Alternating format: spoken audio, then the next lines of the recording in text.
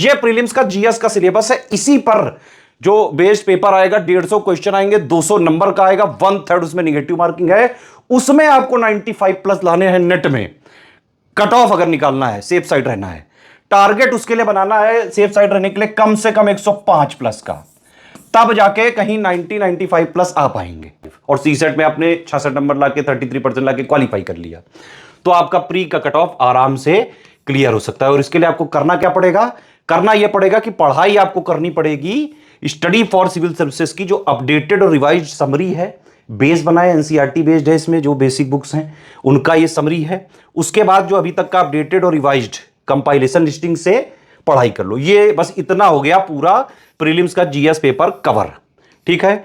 इसके अलावा जो हम मिसलेनियस अपडेट देंगे एग्जाम से करीबन 25-30 दिन पहले, वो भी हम पेड ग्रुप में उसकी पापा पीडीएफ दे देंगे। करंट अफेयर की पापा पीडीएफ भी दे देंगे, है ना, पेड ग्रुप में, प्री वाले 6,500 या 9,000 वाले में, है ना। और प्लस जो भी और डेटा होगा, एनर्जी का डेटा, है ना, कोई और डेटा अगर हमको लगता है लास्ट में, तो हम एग्जाम से पहले दे देते हैं 15-20 दिन पहले उसी ग्रुप में। ये पढ़ना है यहां से, सिर्फ आपको प्रैक्टिस करनी है एससीएस की पेड क्विज से, डेली प्रैक्टिस करें, क्योंकि हैबिट बन जानी चाहिए। एग्जाम का दिन कोई खास नहीं लगना चाहिए, सिर्फ यही लगना चाहिए कि भाई जैसे डेली पेड क्विज लगाते हैं या टेस्ट सीरीज लगा रहे हैं, वहां भी आपको यही लगना चाहिए कि एससीएस की पेड क्विज या टेस्ट सीरीज लगा रहे हैं। इसीलिए हम हर आयाम के क्वेश्चंस देते हैं, हर आयाम के क्वेश्चंस की प्रैक्टिस कराते हैं और सिलेबस को 3 आयाम पे खत्म करते हैं। पढ़ाई वाला ये दे दिया SCL, summary, compilation, listing, updated, revised, ठीक है। प्रैक्टिस के लिए, डेली प्रैक्टिस के लिए, हैबिट बनाने के लिए पेड क्विज करवा दी, उसी टाइप के क्वेश्चन की जैसे आयोग में पूछे जा रहे हैं या पूछे जा सकते हैं। फिर सिलेबस का तीसरा आयाम क्या है? पूरे सिलेबस को जो हमने एससीएल के फॉर्म में दिया था, वो क्वेश्चन आंसर फॉर्म में टेस्ट सीरीज में दे दिया। 35 टेस्ट सीरीज देते हैं, टॉपिक वाइज और फुल लेंथ वाली। बस इससे पढ़ लो एससीएस की समरी की कंपाइलेशन लिस्टिंग से, प्रैक्टिस कर लो पेड क्विज टेस्ट सीरीज से, आराम से ये 3 चीज करके प्री का कट ऑफ निकाला जा सकता है। इन 3 चीज जो एससीएल है, पेड क्विज टेस्ट सीरीज, इन 3 से मिला के हर बार 125 से 135 क्वेश्चन आते हैं। लास्ट प्री में 134 आए थे, इसका प्रूफ दिया हुआ है टेलीग्राम में। इतना करके प्री का कट ऑफ आप आराम से क्लियर कर सकते हैं। रिवीजन जरूर करते रहें, मंथ में 2 बार पढ़ते रहें। डेली का एटलीस्ट जो है 6 घंटे पढ़ने का टारगेट रखें, ठीक है, पढ़ने का। और उसी में जो है समझ लीजिए कि करीबन 1.5 से 2 घंटे प्रैक्टिस का, ठीक। ये सब आपको जो है हमारे नंबर पे मिल जाएगा। समरी, कंपाइलेशन, लिस्टिंग पूरा पढ़ने वाला, है ना, और पेड क्विज और टेस्ट सीरीज प्रैक्टिस करने के लिए, ये डेली हैबिट बनाने के लिए, और ये पूरे सिलेबस का निचोड़ है क्वेश्चन आंसर फॉर्म में। सिलेबस को 3 आयाम पे हमने कवर कर दिया, पढ़ा भी दिया वही चीज, डेली भी प्रैक्टिस करा दी, और ओवरऑल जो है मोस्ट इंपॉर्टेंट क्वेश्चंस के माध्यम से सारा जो है दे दिया आपको स्टैटिक डायनामिक को लिंक करके, ठीक है। हेलो, आप सभी का स्वागत है हमारे संस्थान स्टडी फॉर सिविल सर्विसेज में। मैं आपके साथ प्रवीण अवस्थी। हम लोग जो है पॉलिटी कंपाइलेशन की जो सीरीज है उसको कंटिन्यू कर रहे हैं पीसीएस प्री 2026 के पॉइंट ऑफ व्यू से, और उम्मीद है कि आप सभी लोग अच्छे होंगे। हम लोगों ने अपनी पहली क्लास कल कंप्लीट कर ली थी और आज हमारी जो है वो सेकंड क्लास है। चलिए, तो पहली क्लास में हम लोगों ने ईस्ट इंडिया कंपनी के अधीन जो भी अधिनियम आए थे उनको कवर किया था, और आज जो कंपनी के अधिनियम होंगे उनको हम कवर करेंगे। तो चलिए शुरू करते हैं हम लोग अपनी क्लास को। चलिए, ताज का शासन कब से कब तक होगा?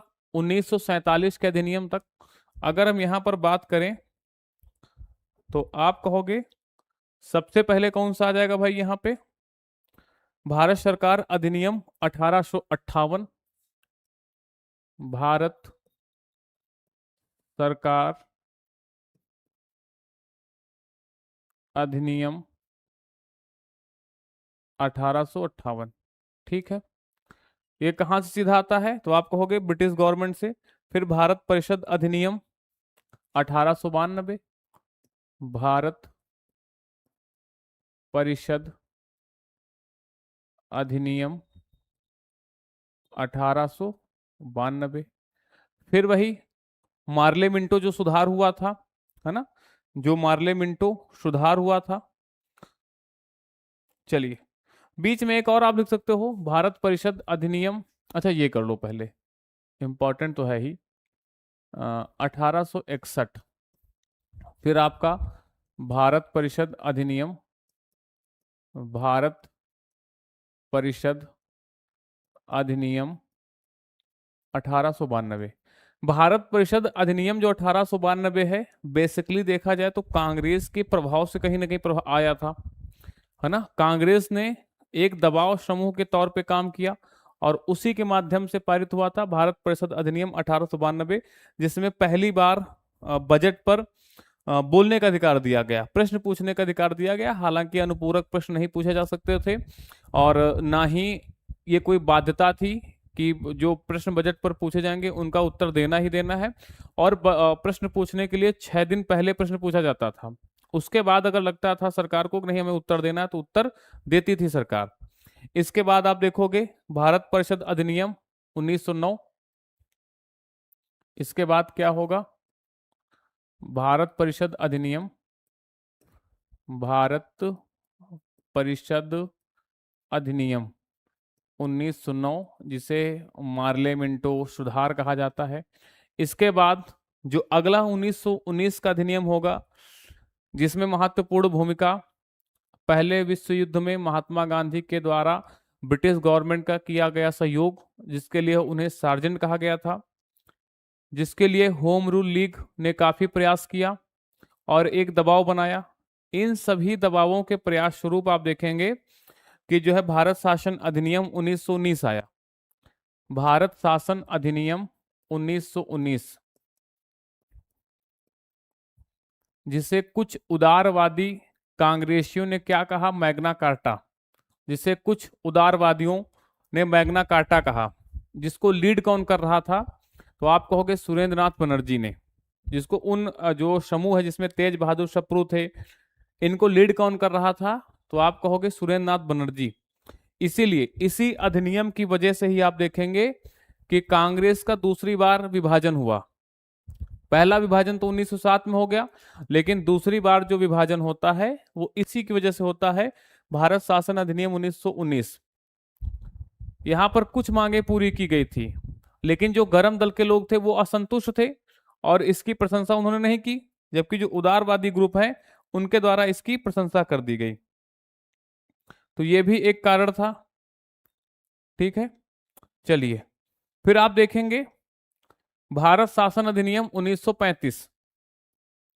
भारत शासन अधिनियम 1935 ये आपका आया है। तो ये एक प्रकार का क्रम बना रहा। ये सभी किसके अधीन है? तो आप कहोगे ब्रिटिश सरकार के अधीन। अब सबसे महत्वपूर्ण है भारत सरकार अधिनियम 1858। ये सिपाही विद्रोह के पश्चात आया था। कहने को तत्कालीन कारण तो यही कह सकते हैं कि अगर ईस्ट इंडिया कंपनी से जो प्रशासनिक काम ले लिया गया ब्रिटिश गवर्नमेंट के द्वारा, तो तात्कालिक कारण तो 1857 की क्रांति थी। लेकिन ग्रेजुअली आप देखेंगे कि जो ब्रिटिश गवर्नमेंट का हस्तक्षेप है वो कंपनी में 1773 से होने लगा था। जब कंपनी दिवालिया होने के कगार पे आ गई और ब्रिटिश गवर्नमेंट के पास गई, तो ब्रिटिश गवर्नमेंट ने कहा कि हम आपकी हेल्प करेंगे, लेकिन हम आपको रेगुलेट भी करेंगे। तो पहला तो प्रभाव वहीं से आया। फिर देखा कि 1784, 93, 13, 33 और फिर 53। तो कहीं ना कहीं आप देखेंगे स्लोली जो है कंपनी का जो शासन भारत में है वो सरकार अपने अधीन ले रही थी।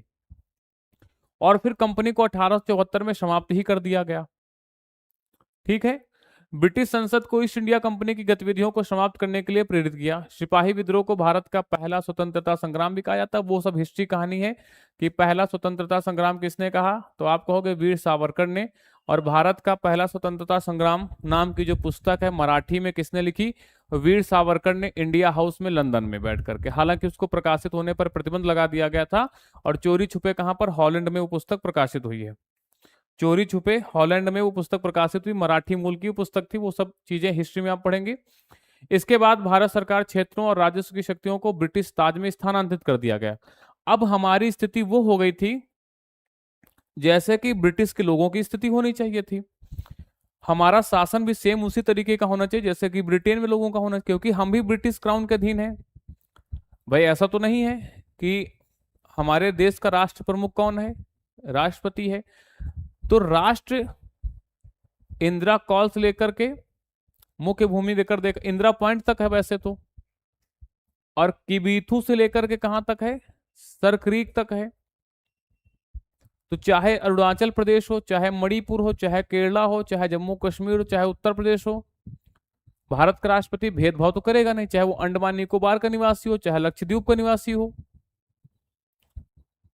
तो जब हम भी ब्रिटिश क्राउन के अधीन हैं, तो फिर हमारे और ब्रिटेन के साथ भेदभाव क्यों? तब तो राष्ट्रीय एकता थी ही नहीं ना कि हमें इनसे स्वतंत्र होना है।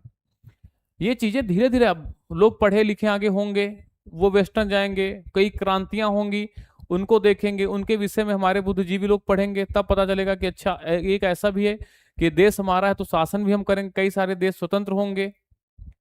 उसी क्रम में कई और विश्व के अन्य हिस्सों में क्रांतियां होंगी, उनसे हम प्रेरित होंगे। वो चीजें कॉन्सेप्ट हम समझेंगे कि किस तरीके से अमेरिका भी गुलाम था, वो स्वतंत्र हुआ, वहां के लोग वहां पर शासन करेंगे। तो जब हमारा देश है तो हम ही शासन करेंगे, कोई दूसरा देश हम पर क्यों शासन करेगा? लेकिन शुरुआत में तो ये कॉन्सेप्ट नहीं था ना। इल्बर्ट बिल आया, वहां से लोग जागरूक हुए कि ये कैसे हो सकता है कि जब हम सभी लोग समान हैं तो भेदभाव क्यों, नस्ल के आधार पर, जाति के आधार पर। जबकि 1833 के एक्ट में इन्होंने नस्ल के आधार पर और जाति के आधार पर भेदभाव बंद कर दिया गया था। तभी तो 1843 में एलन बेरो के द्वारा हमारे देश में दास प्रथा को समाप्त किया गया। तब भी चीजें समस्यात्मक थी, क्यों नहीं दूर की गई? यही सारे पॉइंट आगे चल करके निकल के आएंगे। चलिए, महारानी विक्टोरिया जो उस समय ब्रिटेन की साम्राज्ञी थी, सम्राट कह सकते हो या साम्राज्ञी कह सकते हो, साम्राज्ञी शब्द उपयुक्त होगा यहाँ पर। इस अधिनियम के परिणाम स्वरूप भारत में ब्रिटिश क्षेत्रों की संप्रभु की उपाधि के साथ भारत में ब्रिटिश क्षेत्रों की संप्रभु भी बनी।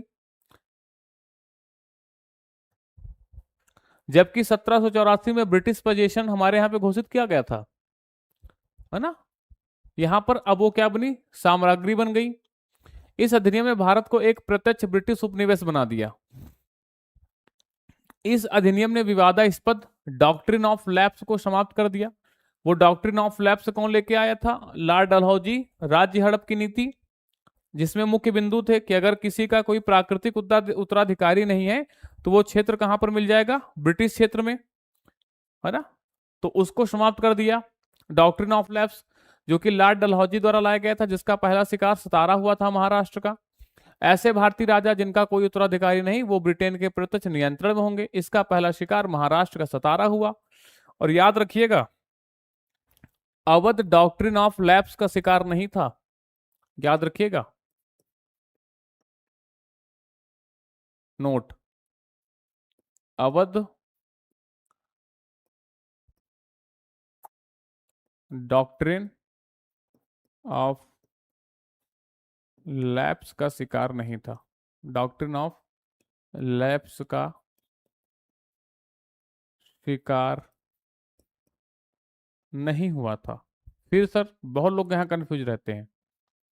यूपी में झांसी हुआ था, झांसी को 1853 के एक्ट के माध्यम से मिला लिया गया था, वही पूरी लड़ाई थी। लेकिन अवध नहीं था। अवध को क्योंकि बिरजिस कादिर, जो अवध के अंतिम नवाब हैं वाजिद अली शाह, उनकी जो बेगम है, बेगम हजरत महल, उनकी जो संतान है बिरजिस कादिर थी। क्या कहोगे? वाजिद अली शाह, अवध के अंतिम नवाब, प्लस बेगम हजरत महल, बेगम हजरत महल, इन दोनों की जो संतान थी उसका क्या नाम था? तो आप कहोगे बिरजिस कादिर। तो ये लोग कहां पर एग्जिस्ट कर रहे हैं भाई? डॉक्ट्रिन ऑफ लैप्स में ये कहां एग्जिस्ट कर रहे हैं? इनकी तो संतान है।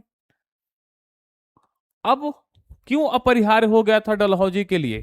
जो ब्रिटिश 1858 के बाद आप देखेंगे कि लगभग जो 100 वर्षों तक भारत में शासन चला है, उसको जो मजबूत करने का काम है वो इसी डॉक्ट्रिन ऑफ लैप्स की नीति ने किया था। लॉर्ड वेलेजली की सहायक नीति, बिना किसी लागत के भारत में वो अपनी सेना रख रहे हैं रिजर्व के तौर पे। भाई अलाउद्दीन खिलजी के ऊपर इतना अधिभार आ गया था कि उसको बाजार नियंत्रण करना पड़ा, क्योंकि मंगोलों से लड़ने के लिए उसको अपने साम्राज्य में एक स्थायी सेना रखनी पड़ी थी। अब स्थायी सेना अगर आप रखते हैं तो उसको आप पेमेंट देंगे। अब स्थायी सेना यानी कि हमेशा एक बड़ी सेना आपके पास है, तो उसको आप कैसे कंट्रोल करोगे?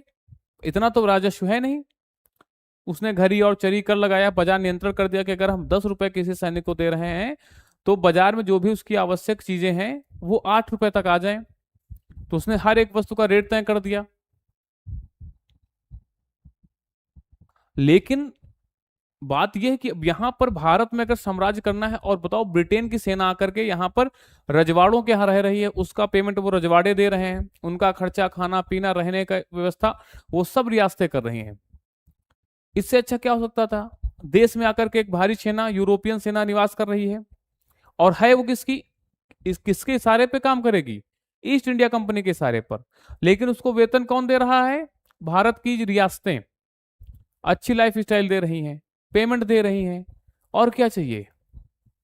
तो ये लॉर्ड वेलेस्ली हो गए, आपके कर्जन हो गए, आपके डलहौजी हो गए। इन्होंने जो 200-250 वर्षों तक ईस्ट इंडिया कंपनी या फिर ब्रिटिश के हम उपनिवेश बने रहे हैं, उसमें इन लोगों का बहुत बड़ा योगदान था। मुख्य रूप से किसी ने नींव डाली, किसी ने दीवारें बनाई, डलहौजी ने आके पूरी इमारत खड़ा कर दी। तो सतारा शिकार हुआ।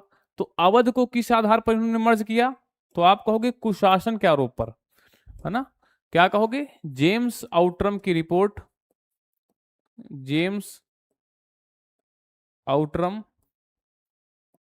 की रिपोर्ट के आधार पर, रिपोर्ट पर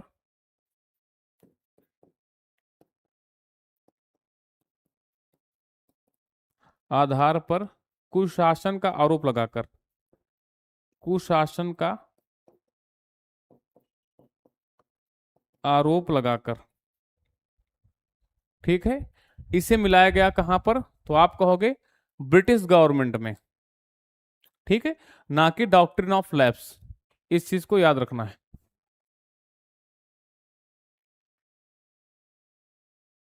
चलिए,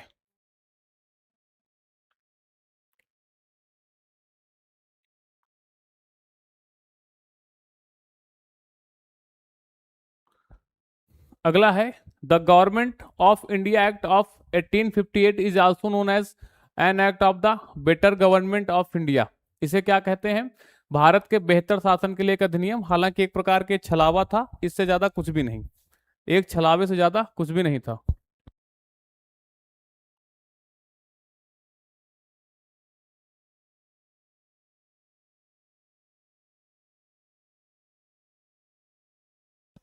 चलिए, the government of India act of 1858 also referred to the governor general of India as the viceroy of India, है ना? यहां पर क्या कहोगे?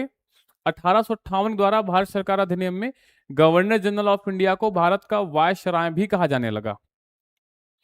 एक ही व्यक्ति है, यहां पर बहुत कंफ्यूजन होता है कि गवर्नर जनरल का जो पद है वो समाप्त कर दिया गया था। ऐसा नहीं है। जब वही व्यक्ति भारत में एडमिनिस्ट्रेटिव वर्क देखता था तो उसे भारत का गवर्नर जनरल कहते थे, और वही व्यक्ति जब ब्रिटिश क्राउन के साथ वार्तालाप करता था, वहां पर क्या कहते हैं कि काम करता था अपना ऑफिशियल, तो उसे वायसराय कहते थे। एक ही व्यक्ति। तो भारत के पहले वायसराय, अब क्या कहोगे? भारत के पहले वायसराय कौन थे? फर्स्ट, क्या कहोगे? पहले वायसराय होगा ना? तो पहले वायसराय किसे कहोगे? हाँ, कैनिंग को कहोगे। क्या कहोगे? पहले वायसराय कौन हो जाएंगे? तो आप कहोगे लॉर्ड कैनिंग। याद रखना, लॉर्ड कैनिंग थे, ठीक है। जैसे पहले भारत के गवर्नर जनरल कौन से हो जाएंगे? तो आप कहोगे विलियम बेंटिंग। चलिए, तो वायसराय भी कहा जाने लगा। जब वह भारत में प्रशासनिक कार्यों को देखता तब वह गवर्नर जनरल ऑफ इंडिया, और जब इंग्लैंड का प्रतिनिधि होता तब वायसराय कहा जाता। भारत के पहले वायसराय लॉर्ड कैनिंग थे, ठीक है। और कई सारी महत्वपूर्ण है, यही बिंदु एग्जाम में आते हैं मुख्य रूप से, कि यहां पर वायसराय कहा जाने लगा, है ना? ये चीज हो गई। अगली आप देखोगे 1858 भारत सरकार अधिनियम ने एक नया कार्यालय बनाया, भारत के राज्य सचिव का। ये बहुत इंपॉर्टेंट है, बहुत बार पूछा गया है कि भारत के राज्य सचिव का कार्यालय कब बनाया गया? तो आप कहोगे कि भाई the secretary of state for the India, और इसकी सहायता के लिए 15 सदस्य होते थे। और अभी तक जो निदेशक मंडल था और जो बोर्ड ऑफ कंट्रोल का गठन किया गया था 1784 के एक्ट में, याद करो ये सारे प्रश्न आते हैं एग्जाम में कि बोर्ड ऑफ कंट्रोल कब बनाया गया, बोर्ड ऑफ कंट्रोल को कब समाप्त किया गया, स्टेटमेंट में बदल देंगे एक्ट और आपसे पूछेंगे भारत के राज्य सचिव का गठन कब किया गया और भारत के राज्य सचिव का पद कब समाप्त किया गया, वो भी आगे होगा। निदेशक मंडल जो था और जो बोर्ड ऑफ कंट्रोल था दोनों को समाप्त कर दिया गया, उसके स्थान पर भारत के राज्य सचिव का जो पद है वो गठन किया गया। ठीक है, और उसकी सहायता के लिए 15 सदस्य। चलिए, अब भारत का राज्य सचिव, भारत का राज्य सचिव और प्लस इसके 15 सदस्य सहायता के लिए। अब इन 15 सदस्यों में से क्या किया गया कि इसमें जो 7 सदस्य हैं उनकी जो नियुक्ति का अधिकार ब्रिटिश सम्राट के पास था। 7 सदस्यों की नियुक्ति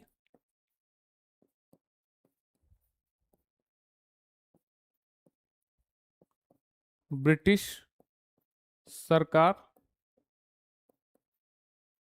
और के जो अन्य सदस्य थे उनका चयन अन्य सदस्यों यानी कि 8 का अन्य सदस्यों का चयन कंपनी के डायरेक्टर करते थे।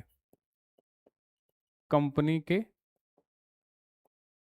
डायरेक्टर्स के द्वारा होता था, कंपनी के डायरेक्टर्स करते थे अन्य सदस्यों का चयन।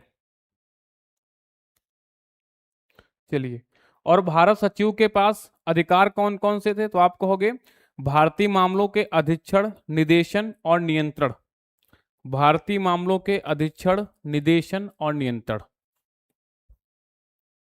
अधिकार क्या कहोगे, भारतीय मामलों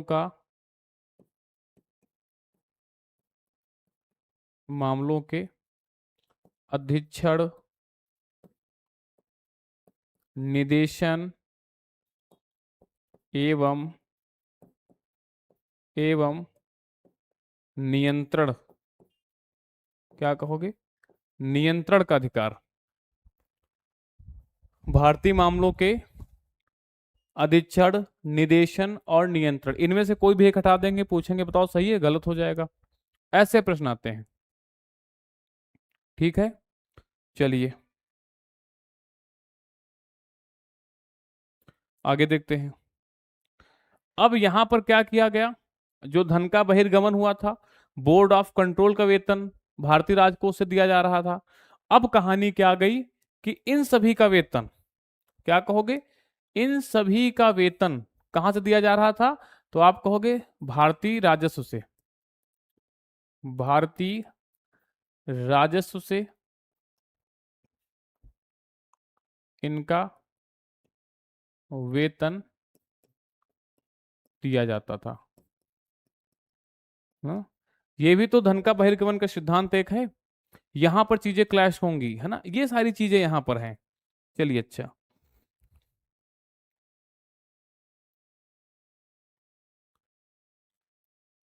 तो क्या कहोगे, भारतीय प्रशासन पर पूर्ण अधिकार नियंत्रण के साथ निहित है। राज्य सचिव ब्रिटिश कैबिनेट का सदस्य था और अंततः ब्रिटिश संसद के प्रति उत्तरदायी था। भारत के पहले राज्य सचिव कौन थे, लॉर्ड स्टैनली, ये बहुत इंपॉर्टेंट है। The first secretary of the state for Indian was Lord Stanley, ये पहले राज्य सचिव थे, इंपॉर्टेंट फैक्ट है। इसके बाद 1858 का भारत सरकार अधिनियम ने बोर्ड ऑफ कंट्रोल और कोर्ट ऑफ डायरेक्टर्स को खत्म कर दिया, जिसकी शुरुआत पिट्स एक्ट से हुई थी ना 1784 में, ये भी हमने आपको बताया है। दूसरी चीज देखा जाए तो the powers of the companies court of directors were transfer to the secretary of the state for India. India was to be govern through the secretary of state and the name of the crown. It established a 15-member Council of India to assist the Secretary of State for India. The council was an advisory body कैसी थी? सलाहकारी। Important है। क्या कहोगे? Advisory body, है ना। पूछ लेंगे क्या मैंडेटरी बॉडी थी क्या भाई, कि नहीं इसी का सलाह मानना है। The secretary of state was made the president of the council. राज्य सचिव को परिषद का अध्यक्ष बनाया गया था, वही जो 15 सदस्यों की परिषद थी उसी का अध्यक्ष। चलिए अगला है कि 1858 का भारत सरकार अधिनियम ने एक कारपोरेट निकाय के रूप में स्टेट इन काउंसिल के सचिव का गठन किया, जो भारत और इंग्लैंड में मुकदमा चलाने और मुकदमा चलाने में सक्षम थे। देश के प्रशासन, क्या कहोगे?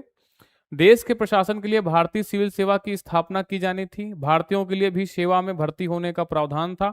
यह निर्णय लिया गया कि शेष भारतीय राजकुमारों और प्रमुखों संख्या में 560 से अधिक होने चाहिए को उनकी स्वतंत्र स्थिति प्राप्त होगी, बशर्ते वे ब्रिटिश आधिपत्य स्वीकार करें, है ना।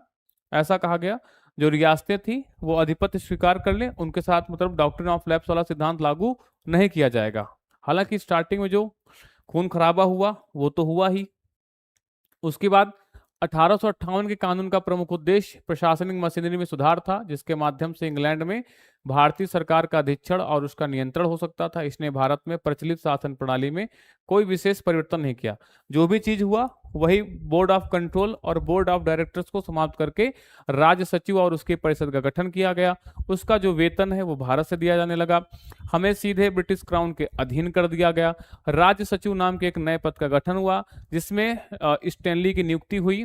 और देखा जाए तो डॉक्ट्रिन ऑफ लैप्स को समाप्त किया गया। उनकी स्थिति समान रखी गई जो भारतीय रियासतें थी, और उनसे कहा गया कि सिर्फ आपको संप्रभुता भारत की ब्रिटेन की स्वीकार करनी होगी। ये सारी चीजें आप यहाँ पर देखेंगे, है ना। आगे है 1861 का भारत परिषद अधिनियम, इंडिया काउंसिल एक्ट ऑफ 1861। चलिए वायसराय की जो कार्यकारी परिषद थी उसका विस्तार किया गया। वायसराय की जो कार्यकारी परिषद थी उसमें अभी तक कितने सदस्य हुआ करते थे? 4। पहले 4 सदस्य थे 1773 में। वायसराय की कार्यकारी परिषद में वही बारवेल, मानसेन, फ्रांसिस, और कौन कहोगे? एक आपका और था, बारवेल, मानसेन और क्लेवरिंग।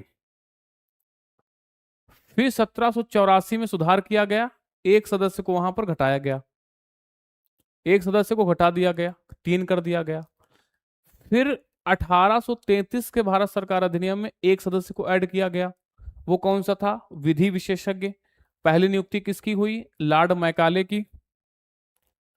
फिर 1861 में वायसराय की परिषद में 4 की जगह पे कितने कर दिए गए? 5 सदस्य।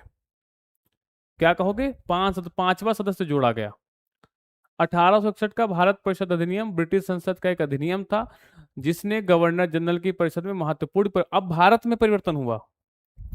1858 में ब्रिटेन में परिवर्तन हुआ कि किस तरीके से कंपनी में नियंत्रण करना है, किस तरीके से कंपनी को अपने माफ कीजिएगा, भारत को अपने नियंत्रण में लेना है, किस तरीके से वहां पे शासन चलाना है। इस बार भारत की कार्य पद्धति में परिवर्तन किया गया, जिसने गवर्नर जनरल की परिषद में महत्वपूर्ण परिवर्तन किए। परिषद के कार्यकारी कार्यों में एक 5वां सदस्य जोड़ा गया। अब गृह, सैन्य, कानून, राजस्व और वित्त के लिए 5 सदस्य थे। सार्वजनिक कार्यों के लिए 6वां सदस्य 1874 में जोड़ा जाएगा। इसने भारतीयों को कानून बनाने की प्रक्रिया से जोड़कर प्रतिनिधि संस्थाओं की शुरुआत की। विभागीय पद्धतियों की शुरुआत जो है भारत में, पूछा जाता है कि कैबिनेट सरकार की शुरुआत कहां से हुई। कैबिनेट में क्या होता है कि एक गृह जो होम अफेयर्स हैं, एक उनको देखने के लिए होम मिनिस्टर होगा, जो फाइनेंस वाले विषय हैं एक उनको देखने के लिए फाइनेंस मिनिस्टर होगा, एक आप देखेंगे जो सेना वाला है उसके लिए रक्षा मंत्री होगा, आप देखेंगे एक जो विदेश नीति है उसको चलाने के लिए एक विदेश मंत्री होगा। तो इसी को तो बोलते हैं कैबिनेट सरकार, और उन्हीं में से एक प्रधान होगा। उसी तरीके से यहां पर भी कि जो जिस चीज का विशेषज्ञ है उनका एक विभाग बना दिया गया। तो अगर पूछा जाए कि भारत में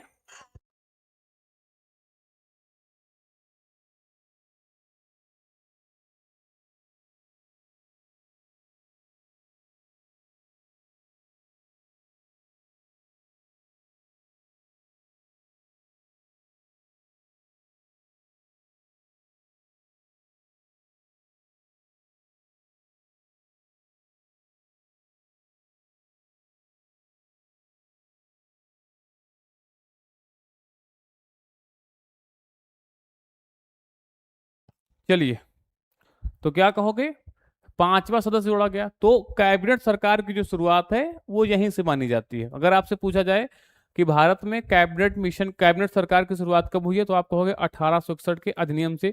विभागीय पद्धति की शुरुआत कब हुई है, तो आप कहोगे 1861 के अधिनियम से।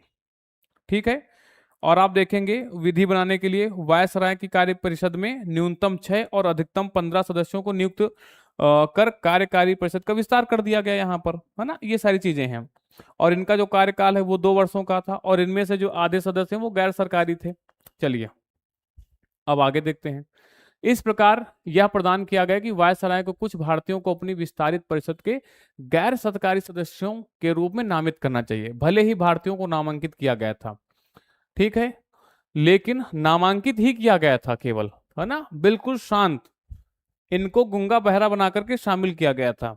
अब देखो कि पहली बार हमने क्या कहा, जो सेंट्रलाइजेशन अपने पीक पर पहुंच गया था 1833 में, जिस सेंट्रलाइजेशन की जो शुरुआत है वो 1773 में हुई थी और 1833 में अपने पीक पर था। अब चीजें क्या हो रही हैं, डिसेंट्रलाइज्ड हो रही हैं। पावर में धीरे धीरे अन्य लोगों को, विभागीय शामिल है, सिर्फ गवर्नर जनरल के पास सब कुछ नहीं है। अब उसकी जो परिषद है वहां पर विभाग बन रहे हैं, चीजें कि भाई ये मामला तुम संभालो, ये मामला तुम संभालो, ये वाला मामला तुम संभालो। इवन भारतीयों को भी मौका मिल रहा है। 1892 में तो प्रश्न पूछने का अधिकार मिलेगा। 1909 में तो अनुपूरक प्रश्न भी पूछने, काउंटर क्वेश्चन कर सकते हो आप। पहले प्रश्न पूछोगे, सरकार ने रिप्लाई दिया, आप संतुष्ट हो, काउंटर क्वेश्चन कीजिए आप। 1919 में आप देखोगे उत्तरदायी तक सरकार आ रही है। फिर आप देखेंगे 1935 में तो प्रांतीय स्वायत्तता दी गई, और आगे चल करके हम 1947 में आजाद हो गए।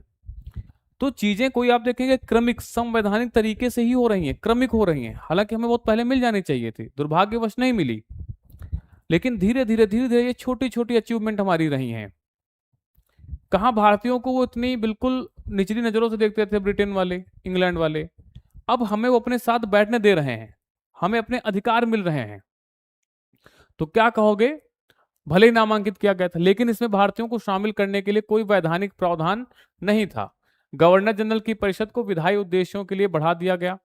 अब इसमें 6 और 12 अतिरिक्त सदस्य, हमने आपको बताया, गवर्नर जनरल द्वारा नामित होते थे, ये नॉमिनेट, उन्हें 2 साल की अवधि के लिए नियुक्त किया गया। इनमें कम से कम आधे अतिरिक्त सदस्यों को गैर सरकारी ब्रिटिश या फिर भारतीय होना था। उनके कार्य विधायी उपायों तक ही सीमित थे, यानी कि कानून के निर्माण तक ही सीमित थे। भाई कानून की निर्माण की प्रक्रिया तो लगातार चलती है ना, यही तो हमारा संवैधानिक विकास है, यही तो हमें पढ़ना है। चलिए, वायसराय को पहली बार अध्यादेश जारी करने की, अब अध्यादेश जो ऑर्डिनेंस का कॉन्सेप्ट हमारे पास आया है, जो राष्ट्रपति आर्टिकल 123 और जो हमारा राज्यपाल 213 के तहत आपात स्थिति में जारी करता है, वो यहां पर वायसराय को अध्यादेश जारी करने की शक्ति दे दी गई थी, ऑर्डिनेंस। और ये ऑर्डिनेंस कब तक वैलिड था, जैसे कि अभी भी आप देखेंगे जो ऑर्डिनेंस हमारा है वो कब तक वैलिड होता है, तो आप कहोगे वो वैलिड होता है आपका 6 मंथ, और वहां पर भी 6 मंथ की वैलिडेशन इसकी थी कि अच्छा ठीक, कोई इमरजेंसी में कानून नहीं बन पाया है तो आप अध्यादेश के माध्यम से जारी करो। तो आप देखेंगे लीगली हो रही ना चीजें, कि और ऐसे नहीं कि ये मेरा रूल, ये मैंने कह दिया तो बस ऐसे ही होगा जैसे राजा रजवाड़े करते थे पहले, नहीं, कानून होगा, अध्यादेश होगा। वो अलग बात है कि उन्होंने हमारे ऊपर अत्याचार किया, लेकिन जो संवैधानिक विकास है वो प्रक्रिया है कहीं ना कहीं। दूसरी चीज, मद्रास और बंबई प्रेसिडेंसियों से जो अधिकार छीन लिए गए थे उनको वो वापस दिया गया कि ठीक है आप अपने स्तर तक कानून बना सकते हो। मद्रास और बॉम्बे प्रेसिडेंसी को अधिकार वापस दिए गए, वापस दिए गए कि ठीक है आप अपने स्तर तक जो कानून है वो बना सकते हैं, है ना। तो ये भी इसकी एक बड़ी विशेषता थी। चलिए, अध्यादेश जारी करना हो गया। 1862 में लॉर्ड कैनिंग ने 3 भारतीयों को, बहुत इंपॉर्टेंट है, 1861 के तहत 1862 में पहली बार ये नियुक्ति होती है। Lord Canning nominated 3 Indians to the legislative council.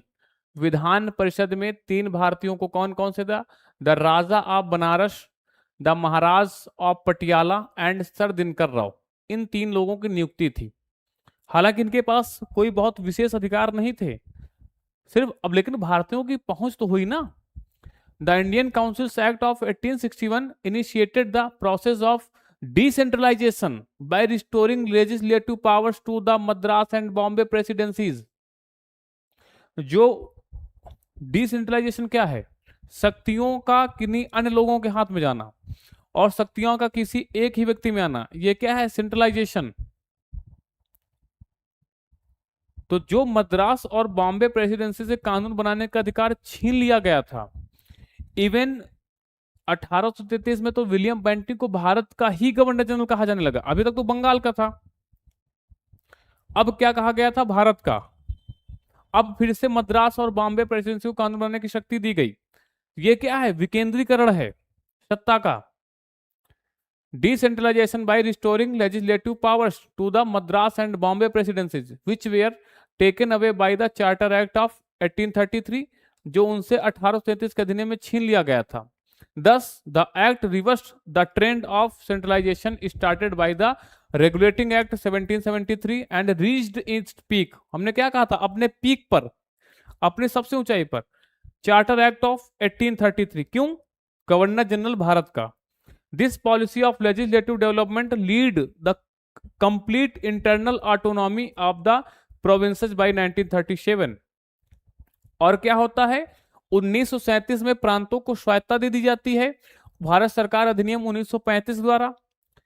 The act also provided for the establishment of new legislative councils for Bengal north western, क्योंकि नॉर्थ वेस्टर्न प्रोविंसेस बन गया था।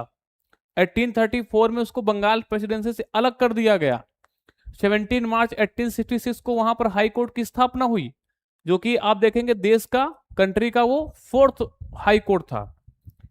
इसके पहले 1861 में 3 हाई कोर्टों की स्थापना हुई थी, बॉम्बे, मद्रास और कोलकाता। यही बच गया। तो जब ये प्रांत बना तो 17 मार्च 1866 को वहां पर भी हाई कोर्ट की स्थापना हुई। हालांकि 1869 में वो हाई कोर्ट ट्रांसफर कर दिया गया। कहां पर? इलाहाबाद में। स्थापना तो हुई ना एज ए, आप देखेंगे प्रांत के तौर पे। चलिए,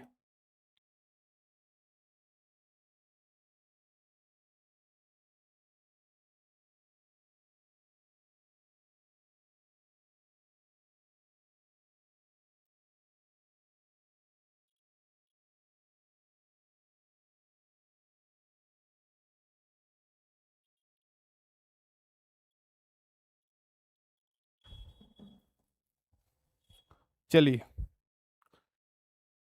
This policy of legislative development lead to complete internal autonomy of the provinces by 1937.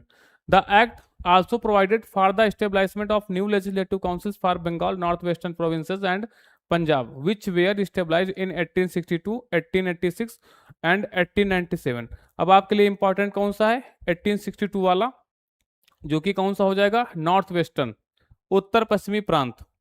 ठीक, चलिए अगला है आपका the India councils act of 1861 empowered the viceroy to make rules and orders for the more convenience transaction of business in the council। इस अधिनियम ने viceroy को परिषद में व्यापार के अधिक सुविधाजनक लेन देन के लिए नियम और आदेश बनाने का अधिकार दिया। It also recognized the portfolio system. क्या कहा था हमने? विभाग बना दिए गए, ये काम आपका है, ये काम आपका है, ये काम हम देखेंगे, ये काम वो देखेंगे। तो कैबिनेट सिस्टम इसी को तो बोलते हैं। तो विभागीय सिस्टम की यहां पर शुरुआत कर दी गई।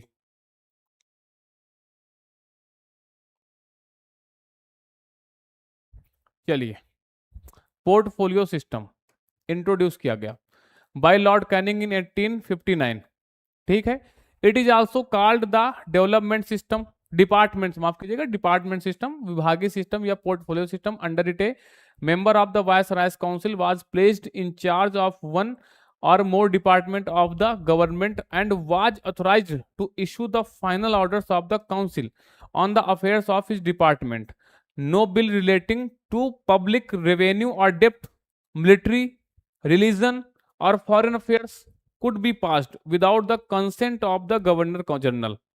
इसके तहत वायसराय की परिषद के एक सदस्य को सरकार के एक या अधिक विभागों का प्रभारी बनाया गया, हमने बताया, और उसे अंतिम आदेश जारी करने के लिए अधिकृत कर दिया गया। ये पावर भी दे दी गई।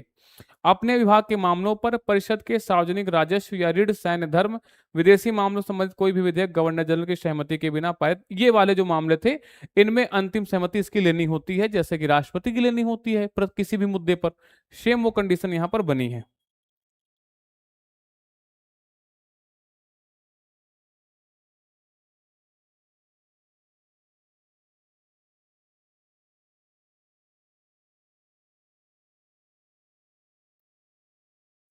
चलिए, the India councils act of 1861 empowered the viceroy और governor general to issue ordinances without the consent of the legislative council during an emergency. अब इसमें क्या है, बहुत इंपॉर्टेंट है। 1861 का भारत परिषद अधिनियम ने वायसराय या गवर्नर जनरल को आपातकाल के दौरान विधान परिषद की सहमति के बिना अध्यादेश जारी करने का अधिकार दे दिया। अभी हमने कहा था, और उसकी वैलिडेशन कितनी होगी, तो आप कहोगे 6 मंथ। आपात की स्थिति में वैसे तो जनरली क्या है कि उसको अपनी परिषद की सहमति लेनी थी, लेकिन यहां पर अध्यादेश लेने का अधिकार दे दिया गया, और वैलिडेशन 6 मंथ। तो ये भी कब शुरू हुआ, 1861 के अधिनियम से।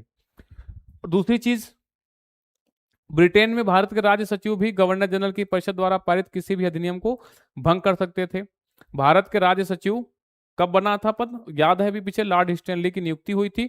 15 सदस्य थे, जिनमें 7 सदस्य ब्रिटिश ताज के द्वारा मनोनीत होते थे, और बाकी के 8 सदस्य जो है कंपनी के डायरेक्टर से चुनते थे, है ना।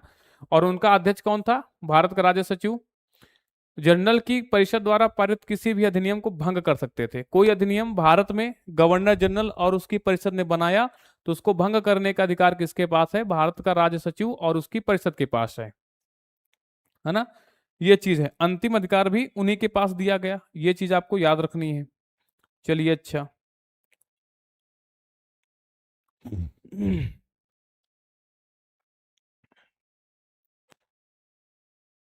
है ना। केंद्रीकरण की कठोर नीति को यहाँ पर डिसेंट्रलाइज कर दिया गया था, और आपने देखा कि बॉम्बे और मद्रास प्रेसिडेंसी को फिर से कानून बनाने का अधिकार दिया गया, जो कि छीन लिया गया था।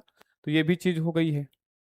अब अगला है इंडिया काउंसिल एक्ट 1892। आपको पता है 28 दिसंबर 1885 को कांग्रेस का गठन हो चुका था, और कांग्रेस संवैधानिक तरीकों से विकास मांग रही थी, है ना, यानी कि सिक्वेंशियल क्रम में, बहुत हिंसक नहीं कि नहीं में हिंसा करना है।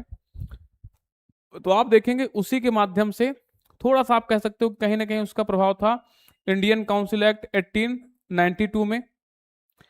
इसमें क्या होता है, केंद्रीय एवं प्रांतीय विधान परिषदों में 8 से 20 नए सदस्यों की नियुक्ति कर उनका विस्तार कर दिया गया था। कोई बहुत चीज नहीं है, सबसे महत्वपूर्ण इसमें किया गया था कि विधान परिषद के कार्यों में वृद्धि कर उन्हें बजट पर बहस करने, कार्यपालिका के प्रश्नों का उत्तर देने के लिए चीजों को ऐड कर दिया गया था यहां पर, है ना। भारत परिषद अधिनियम 1892, क्या हुआ था इसमें सबसे महत्वपूर्ण, विधान परिषदों की संरचना और कार्य में विभिन्न संशोधन पेश किए गए। विशेष रूप से अधिनियम ने केंद्रीय और प्रांतीय परिषदों में सदस्यों की संख्या का विस्तार कर दिया गया। ये 8 से 20 सदस्य हो सकते थे। अब नियमों के तहत गवर्नर जनरल की परिषद में 9 पदेन सदस्य, गवर्नर जनरल कार्यकारी परिषद के 6 सदस्य ऑलरेडी थे ही, है ना। पहले आपको याद है 4 थे, फिर 3 किए गए, फिर 4 किए गए, फिर 5 किए गए, फिर 6 किए गए। कमांडर इन चीफ भी इसमें शामिल था, और उस प्रांत के प्रमुख शामिल थे जिसमें परिषद की बैठक हुई थी। 6 आधिकारिक सदस्य बंगाल, बॉम्बे, मद्रास और उत्तर पश्चिमी प्रांत की विधान परिषदों के, और 10 गैर सरकारी सदस्य थे। तो सदस्यों की संख्या आप देखें किस तरीके से जो आज लोकसभा और राज्यसभा आप देख रहे हैं उसकी शुरुआत कैसे होती है। सबसे पहले एक व्यक्ति, फिर उसकी परिषद, फिर परिषद में वृद्धि, फिर पोर्टफोलियो। भाई हम ये हमेशा रखो कि आप पढ़ क्या रहो, भारत का संवैधानिक विकास। आज की जो आप देखें किस तरीके से हमारे यहाँ पर ऐसा ढांचा है कि पिछले 75-76 सालों से वो कंटिन्यूअस चल रहा है। उस ढांचे पे उंगली नहीं उठी है कि नहीं ये कमियां हैं, वो लगातार वो आप देखेंगे वो हमेशा जब तक पृथ्वी पर सभ्यता रहेगी तब तक वो विकास चलता रहेगा। हमेशा बहुत आप देखेंगे, हमें नॉर्वे, फिनलैंड यानी कि जो नॉर्डिक कंट्रीज हैं वो बनने में हमें लगता हो सकता है कि 300 से 350 400 साल लग जाए। अभी तो हमारे यहाँ पर लोकतंत्र बिल्कुल शैशवावस्था में है। लोकतंत्र जैसा ऐसा नहीं होता लोकतंत्र कि आम आदमी या फिर विपक्षी आप देखेंगे धरना दें, सरकार कान में, कोई भी सरकार हो, कान में रुई डाल के बैठी है। एक भी व्यक्ति, जैसे विकास का मतलब होता है कि विकास अंत्योदय तक, अंतिम पंक्ति में खड़े व्यक्ति तक पहुंचना चाहिए, उसी तरीके से लोकतंत्र का मतलब होता है कि समाज की अंतिम पंक्ति पे खड़ा व्यक्ति, जो शिक्षित नहीं है, जो गरीब है, जो पढ़ा लिखा नहीं है, जो दबा कुचला है व्यक्ति है, अगर उसने भी सरकार के खिलाफ आवाज उठाई है तो सरकार को जवाब देना चाहिए। ऐसा नहीं होता कि उसके पास बहुमत नहीं हो तो एक व्यक्ति है। आयोग आप देखेंगे कि नंबर नहीं देते हैं कि किसके कितने नंबर थे। ट्रांसपेरेंसी कहाँ पे है, क्यों नहीं होनी चाहिए? ये आपका इश्यू है कि आप ऐसे प्रश्न क्यों पूछते हो कि लोग आयोग जाएं और कोर्ट जाएं। उसका तर्क यही होता है ना कि अभी हम मेंस के पहले अगर मार्क्स जारी कर देंगे फाइनल रिजल्ट के पहले, तो लोग उसमें केस करेंगे। तो भाई ऐसा क्यों करते हो आप? ये डेमोक्रेसी के एलिमेंट नहीं है। चलिए, जब पंजाब और बर्मा में विधान परिषदों की स्थापना हुई, पंजाब के क्षेत्र में हुई, बर्मा के क्षेत्र में, बर्मा को 1935 में अलग कर दिया गया था। इवन 1935 में बर्मा के लिए तो अलग से विधान आया था, भारत सरकार बर्मा सरकार अधिनियम 1935, उसे अलग किया गया। इनमें से भी एक एक सदस्य वापस कर दिया गया। पदेन सदस्यों के संयोजन में आधिकारिक सदस्यों ने बहुमत गठन किया और 1892 में केंद्रीय विधान परिषद में 24 सदस्य थे, केवल 5 भारतीय थे। पहले क्या थे, 3, 5 हुए। सभी प्रांतों में, बॉम्बे में कुछ अपवादों के साथ एक आधिकारिक बहुमत, जबकि कानून द्वारा आवश्यक नहीं था, बनाए रखा गया। केंद्रीय विधान परिषद का विस्तार 10 और 16 अतिरिक्त सदस्यों को शामिल करने के साथ किया गया। प्रांतों में विशिष्टताएं भिन्न थी। बॉम्बे में 8 अतिरिक्त सदस्य थे, मद्रास 20, बंगाल 20, ये बहुत इंपॉर्टेंट है, उत्तर पश्चिम प्रांत और अवध 15। पूछा गया प्रश्न है, यहां से कितने मेंबर थे, तो आप क्या कहोगे, 15। अगला है भारत परिषद अधिनियम 1892 के तहत केंद्रीय और प्रांतीय विधान परिषदों में अतिरिक्त सदस्यों की संख्या बढ़ा दी गई, लेकिन उनमें आधिकारिक बहुमत बनाए रखा। इस अधिनियम ने विधान परिषदों के कार्यों में वृद्धि की और उन्हें बजट के मामलों पर चर्चा करने की शक्ति दी, लेकिन इसके लिए 6 दिनों का नोटिस देना पड़ा। और दूसरी चीज, उत्तर देने के लिए सरकार, ये बहुत इंपॉर्टेंट है कि क्या उत्तर देने के लिए सरकार बाध्य थी? नहीं। सरकार को लगा नहीं, ये प्रश्न का उत्तर नहीं देना है, तो आप उससे प्रश्न वो उत्तर देने के लिए बाध्य नहीं है। 6 दिन पहले प्रश्न देना पड़ेगा। उसने उत्तर पढ़ा कि नहीं, इस ये सही नहीं लग रहा, उत्तर नहीं देके आप कुछ नहीं कर सकते हो। लेकिन एक्चुअल में आपको अधिकार तो दिया ना प्रश्न पूछने का। जो अभी तक मौन बन के सब लोग बैठे हुए थे, अब उनको अधिकार दे दिया गया। आगे इसके और विकास होगा। मार्ले मिंटो सुधार में हम देखेंगे इसको 1909 के। बाकी इसमें कुछ विशेष है नहीं, ठीक है, पूरी कहानी है। हाँ, प्रतिनिधित्व का सिद्धांत इस अधिनियम के माध्यम से शुरू किया गया। हालांकि अधिनियम में चुनाव शब्द का प्रयोग नहीं किया गया था। निर्वाचन पद्धति का आरंभ किया जाना इस अधिनियम की महत्वपूर्ण विशेषता थी, ये इंपॉर्टेंट है, लेकिन उनका चुनाव नहीं हुआ था। पहली बार जो प्रत्यक्ष चुनाव है वो 1919 के अधिनियम में होगा, यहां पर चुनाव नहीं हुआ था। भारतीय विधान परिषद को बजट पर चर्चा करने की शक्ति भारतीय परिषद अधिनियम 1892 के तहत मिली थी। इस अधिनियम के जरिए विधान परिषदों की शक्तियों में वृद्धि की गई थी ना, कुल मिला के बात यह है। और रिप्रेजेंटेटिव सिस्टम की नींव रखने वाला एक ऐतिहासिक और महत्वपूर्ण कदम था। हालांकि इसमें सीधे चुनाव शब्द का उपयोग नहीं किया गया था, इसने अप्रत्यक्ष चुनाव के जरिए भारतीयों के लिए सीमित प्रतिनिधित्व दिया था। यह बहुत इंपॉर्टेंट है कि it opened the door to limited representation for Indians through indirect elections। बस यही छोटे छोटे पॉइंट याद करने, बहुत आपको कहानी नहीं पढ़नी है। कि प्रश्न पूछने का अधिकार दिया गया, प्रश्न देने उत्तर देने के लिए सरकार बाध्य नहीं थी। 6 दिन पहले प्रश्न दिया जाता था। भारतीय संख्या यहां पर वृद्धि कर दी गई थी। इसके चीज आप देखेंगे, चुनाव हुआ लेकिन वो चुनाव नहीं हुआ, चुनाव शब्द प्रयोग नहीं हुआ। अप्रत्यक्ष रूप से सीमित निर्वाचन के अधिकार दे दिए गए थे। ये सारी चीजें जो है आपको यहां पर याद रखनी है ना। इसको हम बोल सकते हैं रिप्रेजेंटेटिव सिस्टम की शुरुआत यहां पर। जबकि विभागीय प्रणाली की शुरुआत 1861 में, कैबिनेट सिस्टम, पोर्टफोलियो 1861 में। फिर भारत परिषद अधिनियम 1909, मार्ले मिंटो सुधार जिसे कहा जाता है। आप देखेंगे फिर यहां पर क्या होगा, केंद्रीय तथा प्रांतीय विधान परिषदों का विस्तार होगा, भारतीयों की संख्या और बड़ी होगी।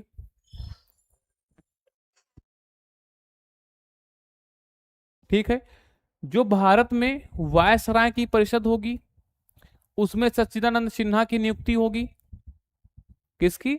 सच्चिदानंद सिन्हा। और ब्रिटेन में जो भारत के राज्य सचिव और जो उनकी परिषद है, जो भारत के राज्य सचिव और उनकी जो परिषद है, उसमें भी आप देखोगे भारतीयों की नियुक्ति होगी। और वहां पर किसकी नियुक्ति होगी? तो आप कहोगे वहां पर केसी गुप्ता, सैयद हुसैन बिलग्रामी, केसी गुप्ता और सैयद हुसैन बिलग्रामी, इनकी नियुक्ति भारत में नहीं हुई है। इनकी नियुक्ति कहां पर हुई है? तो आप कहोगे केसी गुप्ता और सैयद हुसैन बिलग्रामी की नियुक्ति जो ब्रिटेन में भारत के राज्य सचिव और उनकी जो परिषद थी उसमें हुई है, 15 सदस्यों वाली ये चीज। और भारत में जो सच्चिदानंद सिन्हा थे, है ना, सच्चिदा प्रसन्न सिन्हा, माफ कीजिएगा, सच्चिदा प्रसन्न सिन्हा होगा, बीपीएससी में पूछा गया था, 67वीं बीपीएससी में प्री में। तो सच्चिदा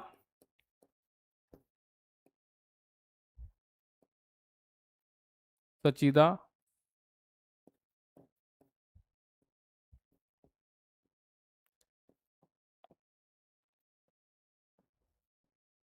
प्रसन्न सिन्हा या सिंह कह लो, सिन्हा कह लो, इनकी नियुक्ति कहां पर हुई है? तो आप कहोगे वाय सराय की कार्यकारिणी परिषद में भारत में हुई है। यहां तक पहुंचे भारतीय, और फिर सदस्यों की संख्या में विस्तार कर दिया गया और पृथक निर्वाचक मंडल की शुरुआत हुई थी। पृथक निर्वाचक मंडल की शुरुआत हुई थी जिसमें भारत के राज्य सचिव मार्ले ने मिंटो से कहा कि हम नाग के दांत बो रहे हैं और इसका जो फल है वो भीषण होगा, है ना। जो पृथक निर्वाचन हुआ था इसी के कॉन्टेक्स्ट में ये स्टेटमेंट आया था। उस समय राज्य सचिव कौन थे? मार्ले। ठीक है, पृथक निर्वाचन किसको दिया गया? मुसलमानों को। क्या? तो इसके विषय में क्या कहा गया? किसने कहा? मार्ले ने। हम, मार्ले का स्टेटमेंट है मिंटो के लिए, हम नाग के दांत बो रहे हैं, दांत बो रहे हैं और इसका फल भीषण होगा, इसका फल भीषण होगा। और सही भी है। अब सोचो उस समय ये स्टेटमेंट दिया था किसने? राज्य सचिव मार्ले ने। किसको? मिंटे को संबोधित करते हुए। किसके लिए? पृथक निर्वाचन, मुसलमानों को जो दिया गया। अगर शायद ये पृथक निर्वाचन ना होता तो मुस्लिम लीग के जो भी लीडर हैं, बुद्धिजीवी वो लोग हैं, उनके मन में एक पृथक देश के लिए विचार ही ना आता कि एक पृथक राष्ट्र भी हो सकता है। यही चीजें ग्रेजुअली अब यहां से स्टार्ट होंगी, पृथक निर्वाचन मिलेगा, फिर आप देखेंगे धीरे धीरे यहां से करते करते उनको एक अलग देश, कि भाई भारतीय मुसलमानों के लिए एक अलग राष्ट्र होना चाहिए। और आप देखेंगे कि जब देश का विभाजन हुआ कितने लोग मारे गए, कितने लोगों के मकान उजड़ गए, पाकिस्तान के लोग भारत आए, भारत के लोग पाकिस्तान गए, किस तरीके से विस्थापन हुआ, इतना बड़ा, दुनिया का सबसे बड़ा विस्थापन कह सकते हो आप। ये सारी चीजें हैं।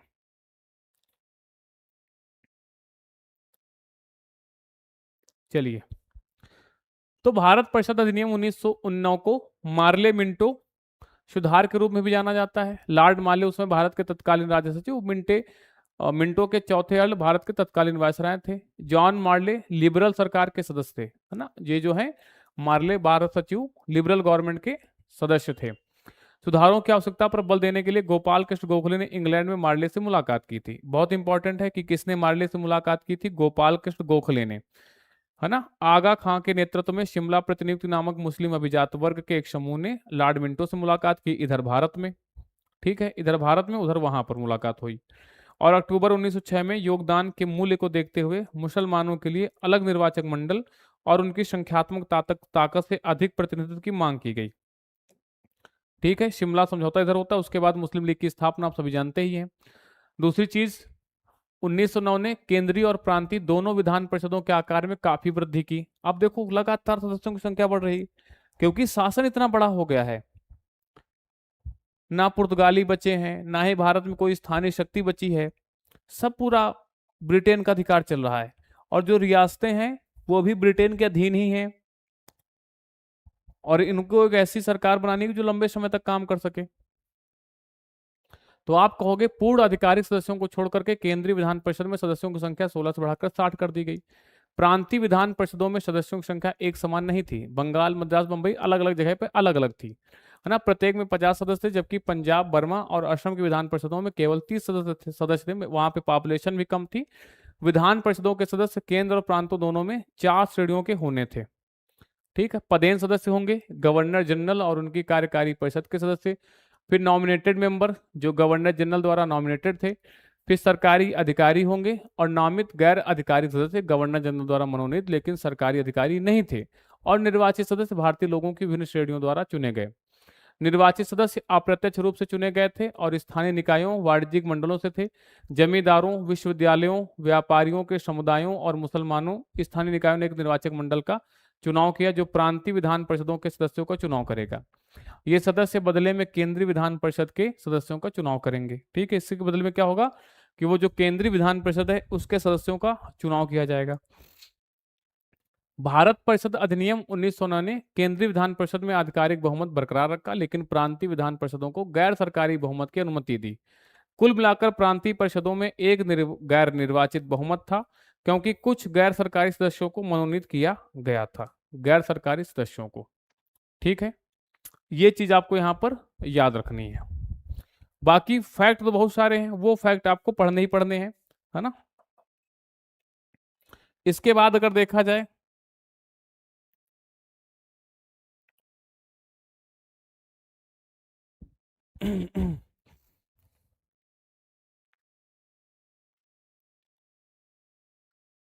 सत्येंद्र प्रसाद सिन्हा, कहीं कहीं पर प्रश्न मिलता है ना, प्रसाद सिन्हा कर लो। यहाँ पर भारतीयों के जुड़ाव के लिए पहली बार प्रदान किया गया था, यहाँ पर आप देखेंगे, है ना। इस अधिनियम ने वायसराय और गवर्नरों की कार्यकारी परिषदों के साथ भारतीयों के जुड़ाव के लिए पहली बार सत्येंद्र प्रसाद सिन्हा वायसराय की कार्यकारी परिषद में शामिल होने वाले सदस्य बने थे, है ना।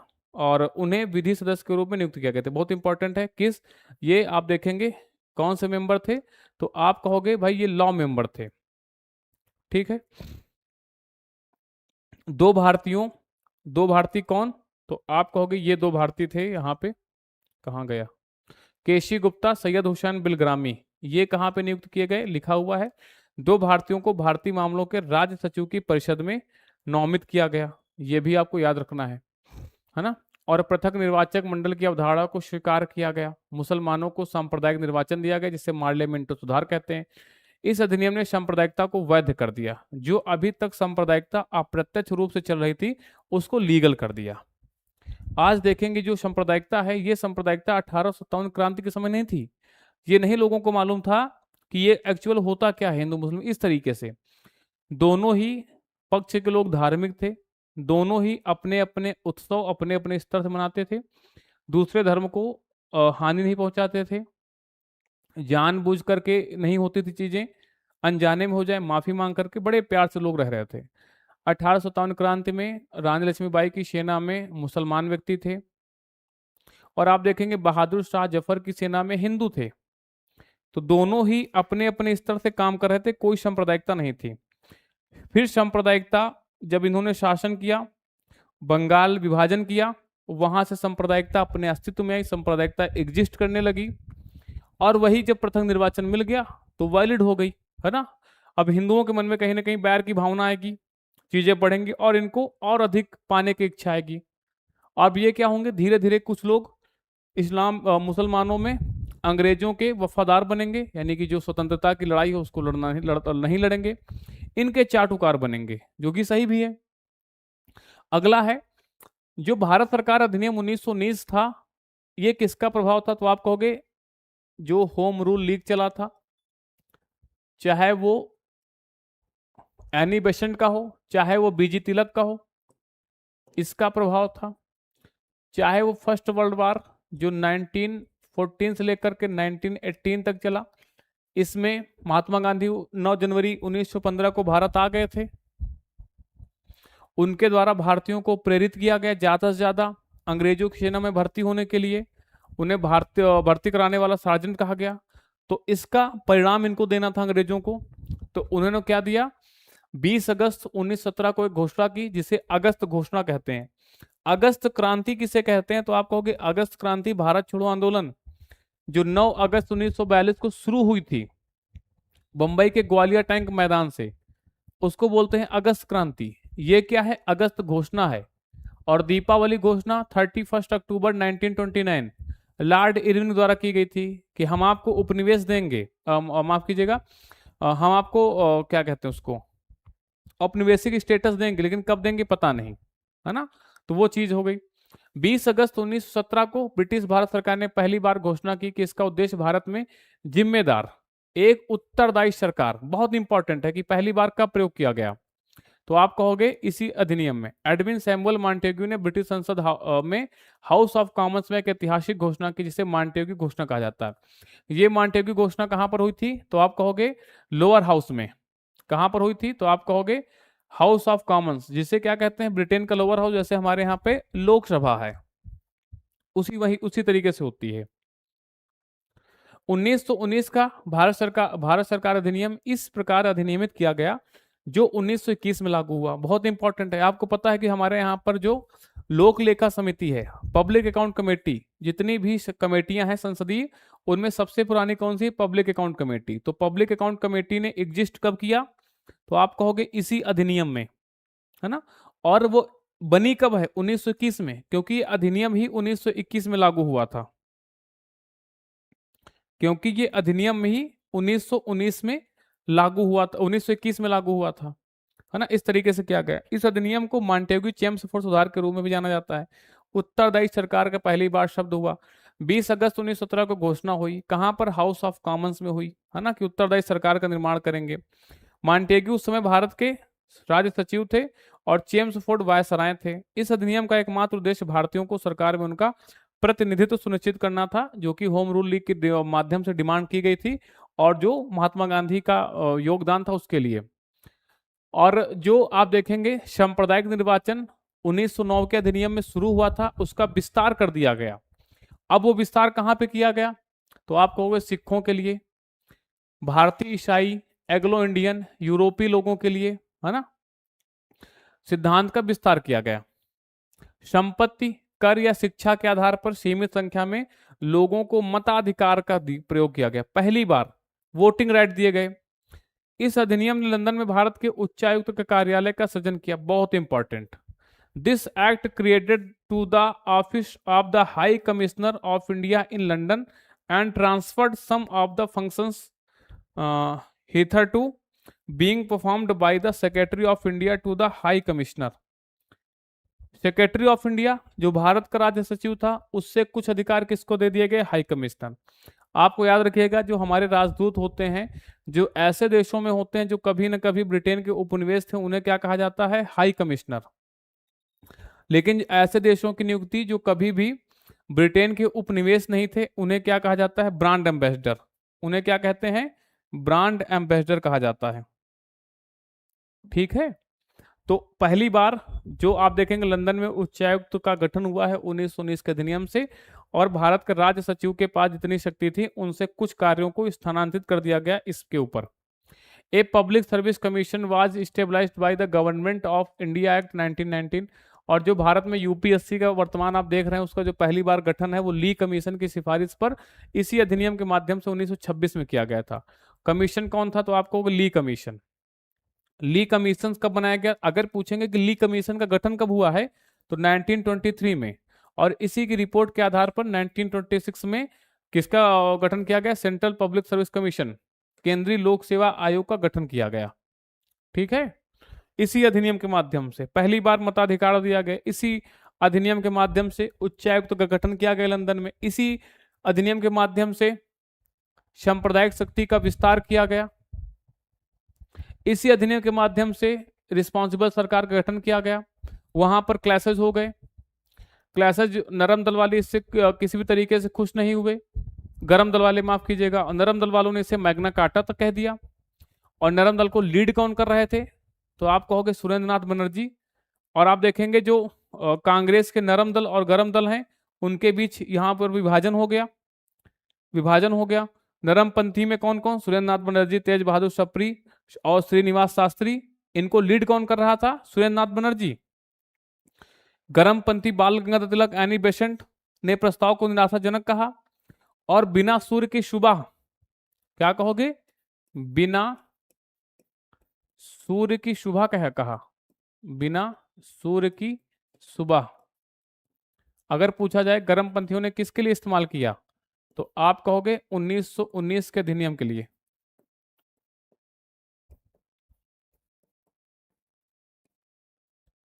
क्योंकि भाई बीजी तिलक तो 1895 से स्वराज की मांग कर रहे हैं, स्वराज की मांग करें। इससे हो जाएंगे कि सिर्फ भारतीयों को हम शामिल करेंगे। वही नरमपंथी से मैग्ना कार्टा कर रहे हैं, जिसमें तेज बहादुर सप्रू, श्रीनिवास शास्त्री, सुरेंद्र नाथ बनर्जी इसको लीड कर रहे थे।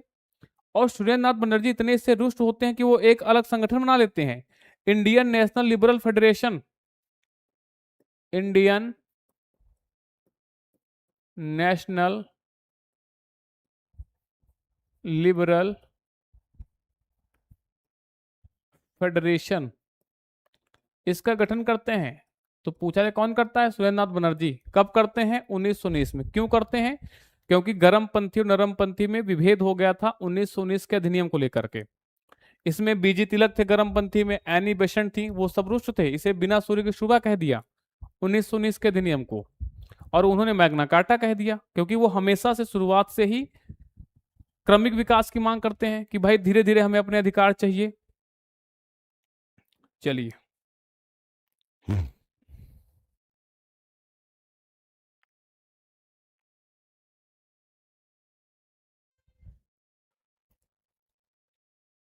आगे है।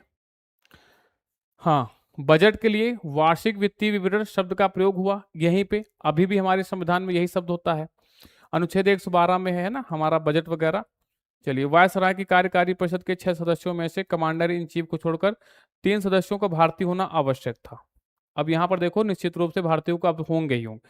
अभी तक क्या हुए कि हमने शामिल कर लिया, एहसान है, लेकिन अब क्या कर दिया गया? यही तो विकास है ना, धीरे धीरे चीजें हो रही हैं। प्रांतों में द्विशासन प्रणाली लागू करते हुए प्रशासनिक विषयों को 2 भागों में आरक्षित और हस्तांतरित कर दिया गया। तो प्रांतों में द्वैध शासन की शुरुआत 1919 के अधिनियम से, केंद्र में द्वैध शासन की शुरुआत 1935 के अधिनियम से। और यहां पर द्वैध शासन कहां पर होगा? डायरकी।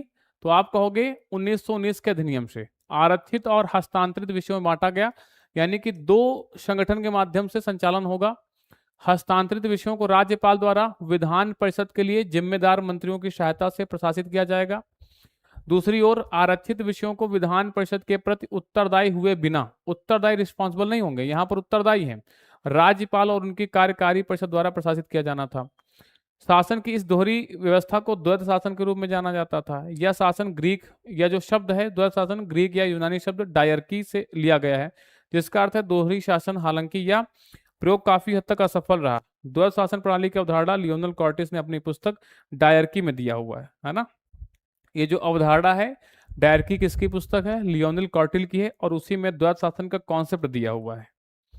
अगला है कि यही सारी कहानी इसमें है कुछ, है ना। प्रांतों में द्वैध शासन की शुरुआत कर दी जाएगी, और 1935 से कहां पर होगी? तो आप कहोगे केंद्र में द्वैध शासन की शुरुआत होगी। और आप यहां पर देखेंगे केंद्रीय प्रांतीय विषयों को सीमांकित तो अलग करके प्रांतों पर केंद्रीय नियंत्रण में ढील दे दी गई है ना। ये सारी चीजें हैं, कोई ऐसा विशेष है नहीं इसमें। हाँ, प्रत्यक्ष चुनाव प्रणाली की शुरुआत हो जाएगी, जिसकी शुरुआत 1892 में हुई। तो यहाँ पर कुछ हद तक निर्वाचन का अधिकार दे दिया गया। इस प्रकार भारतीय विधान परिषद को एक द्विसदनीय विधायिका द्वारा प्रतिस्थापित किया गया।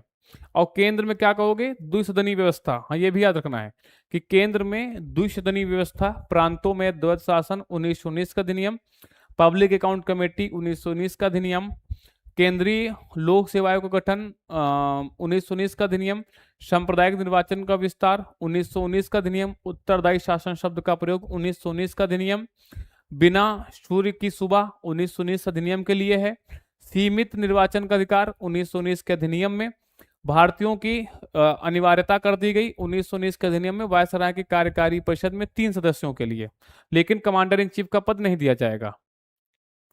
1919 का भारत सरकार अधिनियम में प्रावधान था कि 10 साल बाद सरकार के कामकाज का अध्ययन करने के लिए एक वैधानिक आयोग का गठन किया जाएगा। इसके लिए आप देखेंगे साइमन कमीशन का गठन भी किया गया। साइमन कमीशन का जो गठन है वो कब किया गया था? 8 नवंबर 1927 को। साइमन कमीशन भारत कब पहुंचा? 3 फरवरी 1928 को। भारत में कहां पर पहुंचा? तो आप कहोगे महाराष्ट्र में पहुंचा था, बंबई में। इसे हम इसका विरोध क्यों किया गया? क्योंकि भारतीयों का अध्ययन करना था। तब तक भारतीय बहुत जागरूक हो चुके थे और इसमें सभी के सभी मेंबर क्या थे? तो आप कहोगे सभी के सभी सदस्य भाई अंग्रेज थे, किसी भी भारतीय को शामिल नहीं किया गया। श्वेत कमीशन कहा गया, इसीलिए इसका जो है विरोध भी किया गया, इसीलिए जो है इसका विरोध किया गया था। ये सारी चीजें हैं।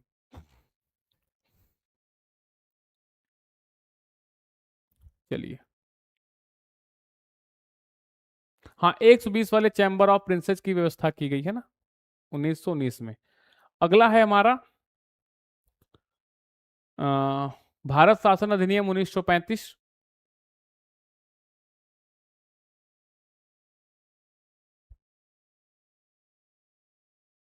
चलिए,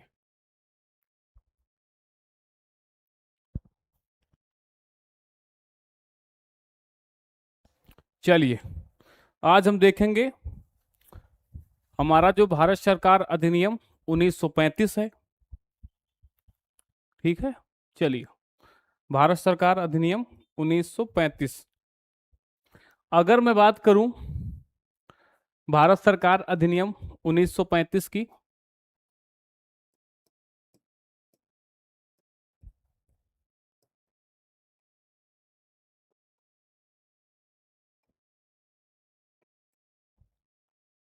सबसे पहले आपको पता होगा कि इसमें 10 अनुसूचियां थी। और उसके पहले अगर हम बात करें तो आप कहोगे तीनों गोल मेजों की, तीनों गोल मेज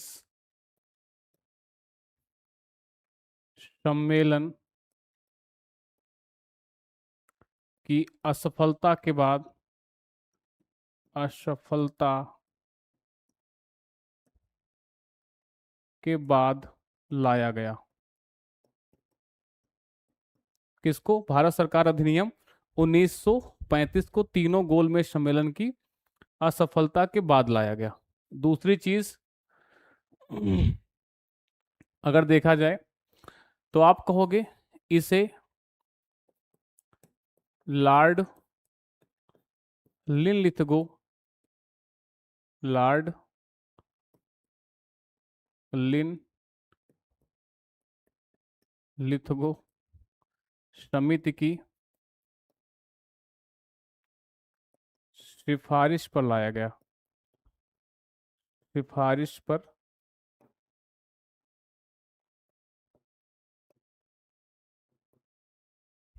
इसे लॉर्ड लिनलिथगो समिति की सिफारिश पर लाया गया। तीसरी चीज अगर देखा जाए तो आप कहोगे इस अधिनियम में 321 धाराएं और 10 अनुसूचियां यानी कि 10 इसमें क्या थी? शेड्यूल थे। 10 इसमें शेड्यूल थे। तो ये तो मुख्य प्रावधान हो गए, बहुत इंपॉर्टेंट भारत सरकार अधिनियम।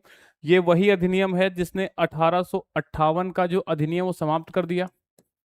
1858 के अधिनियम को समाप्त कर दिया। फिर आपको पता है कि जो 1919 का अधिनियम है, 1919 का अधिनियम, इसमें क्या हुआ था? केंद्र में द्विसदनीय व्यवस्था शुरू की गई थी। केंद्र में द्विसदनीय व्यवस्था, जिसके तहत आप देखेंगे एक क्या था, राज्य परिषद, राज्य परिषद, और एक क्या था, केंद्रीय विधानसभा, केंद्रीय विधानसभा। और अगर देखा जाए केंद्रीय विधानसभा के जो सदस्य थे कितने थे, 144 सदस्य, और इनका कार्यकाल कितना था, आप कहोगे 3 वर्ष का। और राज्य परिषद के सदस्य कितने थे, 60 सदस्य, 60 मेंबर, और इनका टेन्योर कितना था, तो आप कहोगे 5 ईयर, 5 ईयर्स का इनका क्या था, टेन्योर था। अब क्या किया गया, इसके माध्यम से प्रांतों में द्विसदनी व्यवस्था की शुरुआत की गई, प्रांतों में द्विसदनी व्यवस्था की शुरुआत कर दी गई। बर्मा को भारत से अलग कर दिया गया, उड़ीसा को बंगाल से अलग कर दिया गया, बर्मा के लिए अलग कानून लाया गया, 3 सूचियां, कॉन्करेंट लिस्ट, आपकी जो केंद्रीय संघ सूची यूनियन लिस्ट, और आपकी अवशिष्ट सूची बनाई गई, अलग अलग विषय रखे गए। अवशिष्ट सूची पर कानून बनाने का अधिकार किसको दिया गया, तो आप कहोगे गवर्नर जनरल को दिया गया। किसको दिया गया, गवर्नर जनरल को कानून बनाने का अधिकार दिया गया। इसके अलावा प्रांतों में जिस द्वैध शासन की शुरुआत हुई थी 1919 के अधिनियम से, उस द्वैध शासन को समाप्त कर दिया गया। प्रांतों को स्वायत्तता दी गई जिससे उनके चुनाव हुए। एक अखिल भारतीय संघ बनाने का प्रावधान था, अखिल भारतीय संघ बनाया जाएगा, सिर्फ प्रावधान था, अस्तित्व में कभी नहीं आया। पूछते हैं पहला स्टेटमेंट कि 1935 के अधिनियम में अखिल भारतीय संघ का प्रावधान था, दूसरा स्टेटमेंट ये अखिल भारतीय संघ 1937 में अस्तित्व में नहीं, कभी एग्जिस्ट ही नहीं हुआ, क्योंकि अखिल भारतीय संघ में रियासतें और जो ब्रिटेन अधिकृत भारत का क्षेत्र है दोनों को शामिल होना था। ब्रिटेन अधिकृत क्षेत्र का शामिल होना अनिवार्य था, लेकिन जो रियासतें थी उनका शामिल होना स्वैच्छिक था। रियासतें जो थी उन्होंने शामिल होने से मना कर दिया, तो कभी एग्जिस्ट ही नहीं हुआ, तो सिर्फ प्रावधान था। क्या कहोगे, अखिल भारतीय संघ का प्रावधान, अखिल भारतीय संघ का प्रावधान, लेकिन अस्तित्व में कभी नहीं आया, अस्तित्व में नहीं आया, अस्तित्व में कभी नहीं आया, ये आपको याद रखना है। 6 राज्यों में द्विसदनीय व्यवस्था शुरू की गई। हमने क्या कहा, वहां पर केंद्र में था, यहां पर राज्यों में, 6 राज्यों में द्विसदनीय व्यवस्था, द्विसदनीय व्यवस्था। अब वो 6 राज्य कौन कौन थे, पूछ सकते हैं कि निम्न में से कौन शामिल नहीं था, तो आप तभी बता पाओगे जब आपको ये पता हो कि कौन कौन से वो 6 राज्य थे।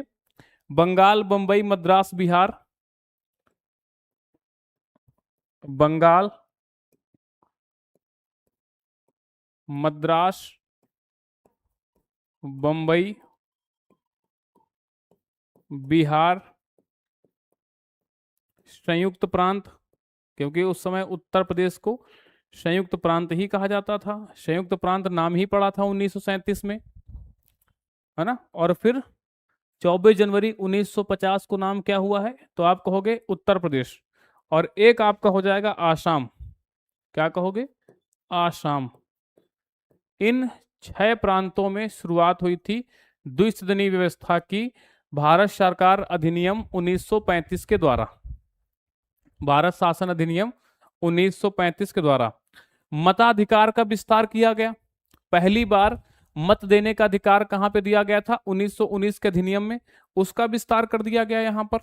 क्या कहोगे, मताधिकार का विस्तार। अब भारत की मताधिकार का विस्तार, जहां पर पहले क्या था, कर देने वालों को अधिकार था, जिनके पास संपत्ति थी, अमीर लोग थे, उनको अधिकार था, और जो लोग बहुत हायर एजुकेटेड थे उनको वोट देने का राइट था। इन 3 अधिकार पर वोटिंग राइट दिया गया। उसका विस्तार करके भारत की 10% आबादी को मताधिकार दिया गया। क्या कहोगे, 10% आबादी को वोटिंग राइट दिए गए। ठीक है। फिर आपने देखा होगा कि पृथक निर्वाचन को इंट्रोड्यूस कराया गया 1909 के मार्ले मिंटो सुधार में। उसको मॉन्टेग्यू चेम्सफोर्ड वाले में, यानी कि जो 1919 का अधिनियम था उसमें विस्तार किया गया। उसमें सिखों को, ईसाइयों को, एंग्लो इंडियन को शामिल किया गया। और अब उसमें महिलाओं को, नौकरों को उसको शामिल किया गया, मजदूरों को, है ना, मजदूर वर्ग को शामिल किया गया। प्रांतीय सेवाओं की स्थापना की गई। प्रांतीय लोक सेवाओं की स्थापना, प्रांतीय लोक सेवाओं की स्थापना की गई। इसी क्रम में उत्तर प्रदेश लोक सेवाओं की स्थापना कब हुई है? उत्तर प्रदेश लोक सेवा आयोग की स्थापना। तो आप कहोगे 1 अप्रैल 1937, 1 अप्रैल 1937। तो भारत सरकार अधिनियम ही था जिसमें इसकी शुरुआत की गई थी। चलिए,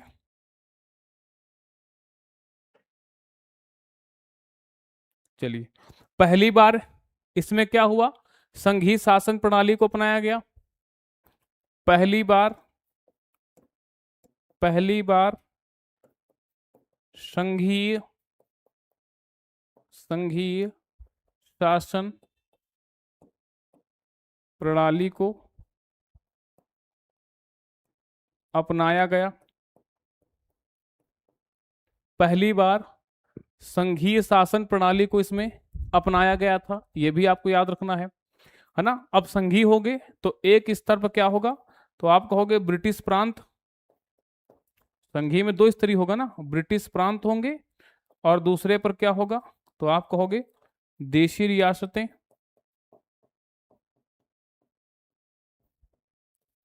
देशी रियासतें थी, ठीक है। चलिए, 2 स्तरीय यहां पर व्यवस्था कर दी गई थी। हमने अभी आपको कहा कि संघ सूची, राज्य सूची, समवर्ती सूचियों में बांटा गया था। संघ सूची में कितने थे? 59 विषय थे। और अवशिष्ट सूची की शक्तियां किसको दी गई थी? वायसराय को दी गई थी, है ना। ये सारी चीजें हमने आपको बताई है। संघीय विधायिका 2 सदनों से मिलकर गठित होती थी, है ना, हमने ये भी बताया आपको। उच्च सदन और राज्यसभा में सदस्यों की संख्या थी, है ना, ये सारी चीजें हैं। और 6 प्रांतों में आपने देखा द्विसदनीय व्यवस्था स्थापित कर दी गई थी। और पृथक निर्वाचन को दलित, महिलाओं और श्रमिक वर्ग तक बढ़ाया गया। सीमित मताधिकार दिया गया। आरबीआई की स्थापना दी गई। और प्रांतों में आप देखेंगे कि लोक सेवा आयोग की स्थापना की गई, है ना। बर्मा को भारत से अलग कर दिया गया। और 2 प्रांतों के लिए संयुक्त प्रांतीय लोक सेवा आयोग की भी स्थापना की गई है। संयुक्त प्रांतीय लोक सेवा आयोग की भी स्थापना का प्रावधान था। ये की पॉइंट जो हम थे वो हमने आपको बताया। अब यहां पर आप देख सकते हैं वही 321 धाराएं, 10 भाग और 10 अनुसूचियां, 14 भाग 10 अनुसूचियां। बर्मा सरकार अधिनियम आया था, है ना, 2 आए थे एक साथ, भारत सरकार अधिनियम और बर्मा सरकार अधिनियम। यह अधिनियम साइमन कमीशन की रिपोर्ट 1933 में ब्रिटिश सरकार द्वारा प्रकाशित श्वेत पत्र और संयुक्त चयन समितियों की रिपोर्ट के आधार पर, है ना। तो संयुक्त चयन समिति की रिपोर्ट के आधार पर और जो गोलमेज सम्मेलन हुए थे उसके आधार पर आई थी। और सर्वोच्चता बरकरार रही। कोई भी भारतीय विधायिका चाहे संघीय हो या प्रांतीय से संविधान को संशोधित करने या परिवर्तित करने के लिए अधिकृत नहीं किया गया था। केवल ब्रिटिश संसद को ही संविधान में संशोधन का अधिकार था। यहाँ तक अभी चीजें हमें राइट नहीं मिले थे। उसके बाद अगर देखा जाए एक अखिल भारतीय संघ का प्रावधान था, है ना, जो कि कभी अस्तित्व में नहीं आया। 3 सूचियां इसमें थी। केंद्र और अन्य इकाइयों के बीच शक्तियों को विभाजित किया गया। संघीय सूची केंद्र के लिए 59 विषय, प्रांतीय सूची 54 विषय, समवर्ती सूची 36 विषय के साथ था, है ना। और वायसराय को अवशिष्ट शक्तियां प्रदान की गई थी, उसी को कानून बना था। अखिल भारतीय संघ कभी अस्तित्व में नहीं आए क्योंकि देशी रियासतें उसमें शामिल ही नहीं हुई। फिर आप देखेंगे प्रांतों में द्वैध शासन को समाप्त कर दिया गया। इसके स्थान पर प्रांतीय स्वायत्तता दी गई, जिसके लिए आप देखेंगे 11 प्रांतों में 1937 में चुनाव होते हैं, है ना, क्योंकि स्वायत्तता दी गई थी प्रांतों को। प्रांतीय स्तरों पर द्वैध शासन को समाप्त कर दिया गया। राज्यपाल कार्यकारी प्रमुख थे और उन्हें परामर्श देने के लिए मंत्रिपरिषद थी। मंत्री उन प्रांतीय विधायकों के प्रति उत्तरदायी थे जिन्होंने उन्हें नियंत्रित किया था, है ना। ये सारी चीजें हैं जो पीछे आपको बता ही चुके हैं हम। और है ना, चलिए, आरक्षित विषय में कौन कौन से थे आप सभी जानते हैं। जो मेन मुख्य मुख्य मुद्दे होंगे जो सबसे महत्वपूर्ण, वो आरक्षित में थे, जैसे कि रक्षा डिफेंस वाला है, चर्चा संबंधी मामले, विदेश मामले, प्रेस है, पुलिस है, कराधान है, न्याय है, शक्ति संसाधन है, आदिवासी मामले। ये इंपॉर्टेंट है कि आदिवासी मामले जो ट्रिब्यूनल और क्या कहते हैं ट्राइबल कम्युनिटी से रिलेटेड विषय थे, वो भी आरक्षित में ही रखे गए थे। हस्तांतरित विषयों में को गवर्नर जनरल द्वारा उनकी जो मंत्रिपरिषद है, जिसमें आप देखेंगे 10 से अधिक सदस्य नहीं हो सकते थे, उनके साथ प्रशासित किया गया था। परिषद को विधायिका के साथ मिलाकर कार्य करना पड़ता था। इसमें क्या थे, तो वही वेलफेयर वाले जितने भी इश्यूज होते हैं, और वेलफेयर वाले विषय कौन कौन से, जैसे कि फॉरेस्ट है, एजुकेशन है, हेल्थ वाला आपका विषय हो गया है ना, ये सब कहाँ पर हो जाएंगे, तो आप कहोगे भाई आपके जो प्रांतीय यानी कि जो हस्तांतरित विषय हैं। और उसके बाद देखा जाए गवर्नर जनरल के पास स्थानांतरित विषयों के मामले में भी हस्तक्षेप करने का विशेष अधिकार था। अब देखो, जो हस्तांतरित कर दिया गया उसमें भी गवर्नर जनरल हस्तक्षेप कर सकता था, ये भी याद रखना है ना, ऐसे ही स्टेटमेंट में क्वेश्चन पूछ लेते हैं। इसके बाद द्विसदनीय विधायिका, वो हमने प्रांत आपको बता ही दिए हैं, वो संख्या यहाँ पर लिखी हुई है। इसके बाद अगर देखा जाए तो अधिनियम ने अग्रलिखित संस्थाओं की स्थापना का प्रावधान किया गया था। संघीय लोक सेवा आयोग का गठन होना था, प्रांतीय लोक सेवा आयोग का गठन हुआ था, संयुक्त लोक सेवा 2 या 2 से अधिक प्रांतों के लिए इसका भी प्रावधान था। संघीय न्यायालय भी 1 अक्टूबर 1937 को बना था। संघीय न्यायालय 1 अक्टूबर 1937 को बना था, जिसके जो चीफ जस्टिस हैं सर मैरिस गोयर। कौन थे? सर मैरिस गोयर। और इसके जो चौथे और अंतिम न्यायाधीश थे, मुख्य न्यायाधीश कौन? हीरालाल जे कानिया। इसी फेडरल कोर्ट के जो अंतिम मुख्य न्यायाधीश थे और चौथे न्यायाधीश थे, उनका नाम क्या था? सर हीरालाल जे कानिया। वही हीरालाल जे कानिया जब उच्च न्यायालय की स्थापना होती है 28 जनवरी 1950 को, तो उसके पहले मुख्य न्यायाधीश बनते हैं, उसके पहले मुख्य न्यायाधीश बनते हैं। और इसके पहले सर मैरिस गोयर। और एक 1774 में सुप्रीम कोर्ट की स्थापना हुई थी कोलकाता में, जिसके मुख्य न्यायाधीश कौन थे? इलियास सिम्पे। ठीक है, तो इसने भी अपना काम किया। और अप्रैल 1937 से बर्मा भारत से अलग हो गया था। भारत सरकार अधिनियम 1935 ने भारत के राज्य सचिव की परिषद को समाप्त कर दिया, जिसे 1858 बनाया गया था। किसको? राज्य सचिव के पद को नहीं, उसकी परिषद। वही परिषद जिसमें 15 सदस्य होते थे, जिनमें से आधे सदस्यों का जो चयन है वो कंपनी के निदेशक मंडल और आधे सदस्यों को जो ब्रिटिश क्राउन है वो मनोनीत करते थे। जिसमें 1909 में 2 भारतीयों को नियुक्त किया गया था, केसी गुप्ता और सैयद हुसैन बिलग्रामी को नियुक्त किया गया था। उस परिषद को यहाँ पर समाप्त कर दिया गया। वो दोनों पहले भारतीय थे इस परिषद तक पहुंचने वाले। ये परिषद कहाँ पर होती थी? लंदन में। इस जो राज्य सचिव है जिसका गठन हुआ था 1858 में, अभी तक ये समाप्त नहीं किया गया था, लेकिन इसकी परिषद समाप्त कर दी गई थी। भारत का संघीय न्यायालय 1 अक्टूबर 1937 को स्थापित किया गया। सर मैरिस गोयर इसके पहले मुख्य न्यायाधीश थे। और अन्य जो न्यायाधीश थे उसमें आप देखेंगे सर शाह मोहम्मद सुलेमान और M.R. जयकर थे। इसने 28 जनवरी 1950 को भारत के सर्वोच्च न्यायालय की स्थापना की, न्यायालय का स्थापना का स्थान लिया। सर्वोच्च न्यायालय की स्थापना 28 जनवरी 1950 को संविधान के भाग 5 में आर्टिकल 124 से लेकर के आर्टिकल 147 तक इसका जिक्र है। हालांकि यह अपील हेतु अंतिम अदालत नहीं हुआ करती थी। कुछ मामलों में इंग्लैंड में प्रीवी काउंसिल में भी अपील की जा सकती थी, कुछ मामलों में, है ना। यहाँ पर तो हमारे यहाँ यही सर्वोच्च है संविधान के अनुसार। और the government of India act 1935 expanded the franchise about 14% of the total population got the right to vote, है ना। लगभग 14% आबादी को वोटिंग राइट दिया गया। और आप देखेंगे कि सर्वप्रथम संघात्मक सरकार की स्थापना हुई। हमने कहा यहाँ पर संघात्मक सरकार में एक तरफ कौन थे? ब्रिटिश प्रांत, और एक तरफ कौन था? तो आप कहोगे देसी रियासतें थी। इसके बाद ब्रिटिश भारत के भारत सरकार अधिनियम 1935 की धारा 42 और 43 से प्रेरित होकर भारतीय संविधान में राष्ट्रपति को अध्यादेश बनाने की शक्ति 123 में दी गई। जबकि आप देखेंगे ब्रिटिश गवर्नर जनरल को अध्यादेश जारी करने की शक्ति कब दी गई थी? तो आप कहोगे अध्यादेश जारी करने की जो शक्ति वो 1861 के अधिनियम में दी गई थी, है ना। तो इस तरीके से हमारा संवैधानिक विकास हुआ है। यहाँ पर आप एक नज़र में देख सकते हो इस चीज़ों को। प्रांतीय स्वशासन की स्थापना हो रही है, सर्वाधिक विस्तृत अधिनियम है ये हमारा। इसके कई सारे प्रावधानों को एज इट इज एक्सेप्ट किया गया है हमारी संविधान सभा के द्वारा। संघीय ढांचे का प्रावधान था, है ना, और केंद्र में द्वैध शासन की व्यवस्था की गई थी, और यह अधिनियम 26 जनवरी 1950 तक प्रभावी रहा। इसकी धारा 100 के अनुसार संघीय न्यायालय की स्थापना का प्रावधान 1 अक्टूबर 1937 फेडरल कोर्ट में, विधायिकाओं का विस्तार, आरबीआई की स्थापना कब हुई है? 1935 में, आरबीआई अधिनियम 1934 के द्वारा। लोक सेवा आयोग प्रांतों के लिए भी और केंद्र के लिए भी संघीय लोक सेवा आयोग, और प्रांतों के लिए प्रांतिक लोक सेवा आयोग, और 2 या 2 से अधिक प्रांतों के लिए एक ज्वाइंट पब्लिक सर्विस कमीशन भी था। इसके अलावा प्रभावी अवधि 26 जनवरी 1950 तक था। ये महत्वपूर्ण बिंदु हैं। और उत्तर प्रदेश की जो क्या कहते हैं लोक सेवा आयोग है, उसकी स्थापना 1 अप्रैल 1937 को हुई है। चलिए अगला है और अंतिम भी है, क्या कहोगे? Indian independence act 1947।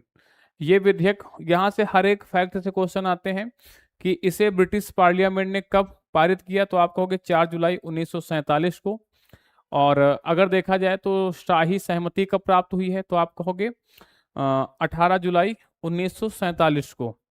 इसके बाद यह अधिनियम लागू कब हुआ है, तो आप कहोगे 15 अगस्त 1947 को। और ब्रिटेन के प्रधानमंत्री क्लीमेंट एटली ने 20 फरवरी 1947 को घोषणा की थी कि हम जल्द से जल्द भारत को स्वतंत्र कर देंगे। कब तक? वो था जल्द से जल्द जून 1948। एक एक पॉइंट पूछा जाता है एग्जाम में कि इसको वहां की पार्लियामेंट में कब पेश किया गया? 4 जुलाई 1947 को। शाही सहमति 18 जुलाई 1947 को।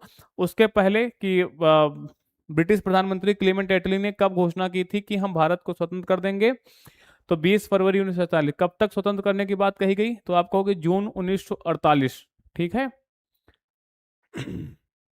इसके बाद again on June 3, 1947 the British government made it clear that no constitution framed by the constituent assembly of India formed in 1946 could be applied to those parts of the country which were not prepared to accept it। मतलब British सरकार ने स्पष्ट कर दिया कि भारत की संविधान सभा 1946 में गठित हुई थी, द्वारा बनाया गया कोई भी संविधान देश के उन हिस्सों पर लागू नहीं हो सकता जो इसे स्वीकार करने के लिए तैयार नहीं थे। उसी दिन भारत के वायसराय लॉर्ड माउंटबेटन ने देश के विभाजन की योजना भी पेश की, जिसे माउंटबेटन योजना कहते हैं। इसी को बाल्कन योजना भी कहते हैं। इसी को 3 जून योजना भी कहा जाता है, क्योंकि 3 जून को ही भारत का विभाजन हुआ था, है ना। फिर लागू वो आगे चल करके होता है। The act partitioned British India into 2 new independent dominions of India and Pakistan. उस समय हम डोमिनियंस ही तो थे, तब तक हम उपनिवेश ही थे। जब हमारा संविधान लागू हुआ तब हम उपनिवेश के पद से हटे, है ना। स्टार्टिंग में हम क्या बने हुए थे, तो आप कहोगे हम उपनिवेश ही बने हुए थे। चलिए तो 2 डोमिनियंस बनते हैं, स्वतंत्र इंडिया और Pakistan. The scheme empowered the constituent assemblies of 2 dominions to frame and adopt any constitution for their respective nations। कारण क्या है कि मुस्लिम लीग के सदस्य भी तो संविधान सभा में थे, है ना। और and to repeal any act of the British parliament including the independence act. कहने का मतलब यह है कि इस योजना में दोनों अधिराज्यों की संविधान सभाओं को अपने अपने राष्ट्रों के लिए किसी भी संविधान को बनाने और अपनाने की स्वतंत्रता अधिनियम सहित ब्रिटिश संसद के किसी भी अधिनियम को निरस्त करने का अधिकार भी दे दिया गया था। नए संविधानों का मसौदा तैयार करने और लागू होने तक संविधान सभाओं को अपने संबंधित अधिराज्य के लिए कानून बनाने का अधिकार दिया गया। 15 अगस्त 1947 के बाद पारित ब्रिटिश संसद का कोई भी अधिनियम नए अधिराज्यों में किसी भी पर भी लागू नहीं होना था, जब तक कि उस अधिराज्य की विधायिका के कानून द्वारा इसे विस्तारित नहीं किया गया हो। मतलब क्योंकि हम अब उनके संप्रभुता के अधीन नहीं थे।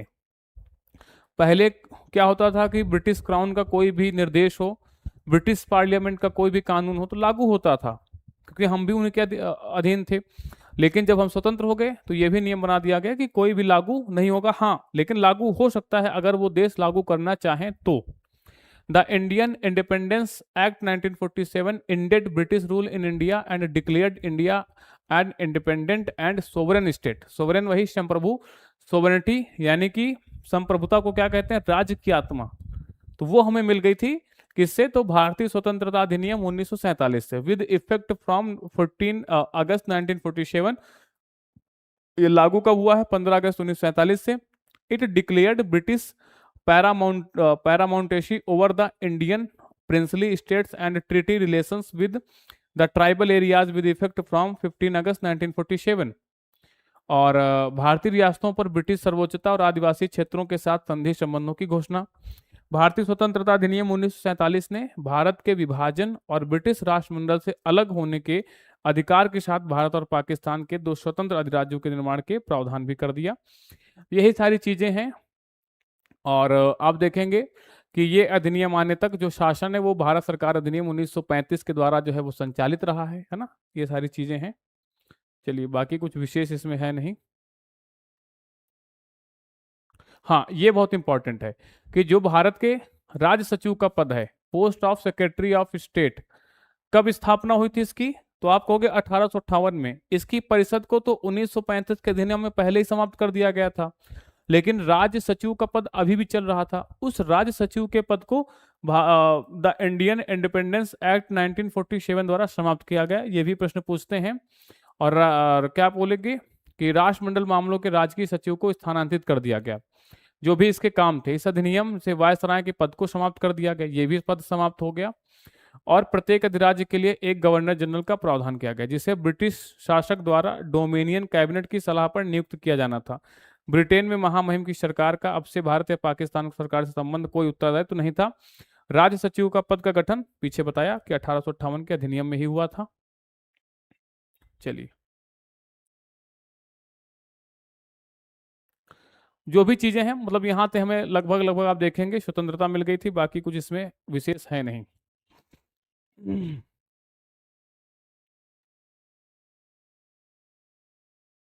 जो अभी तक वीटो वगैरह पावर का प्रयोग करते थे, वो सारी चीजें भी आप देखेंगे यहाँ पर समाप्त की गई। गवर्नर जनरल को महामहिम के नाम से किसी भी विधेयक को स्वीकृत देने का पूर्ण अधिकार था, है ना।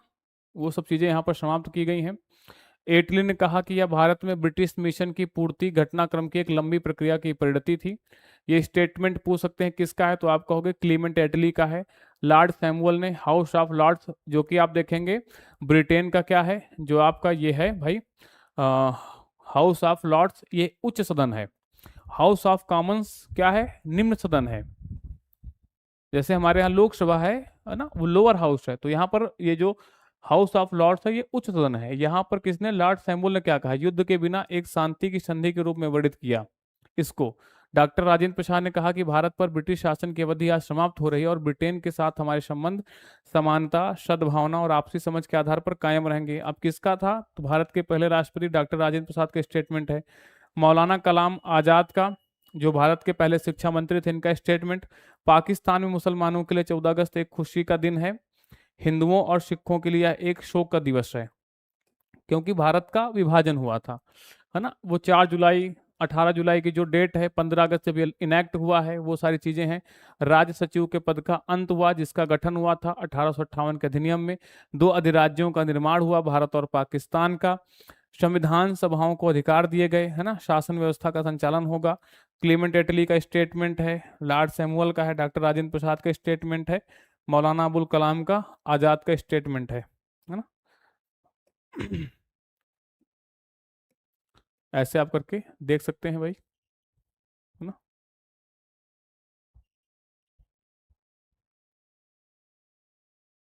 चलिए,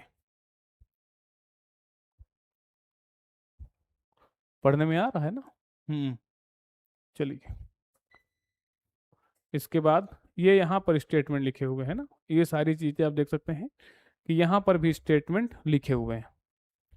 चलिए,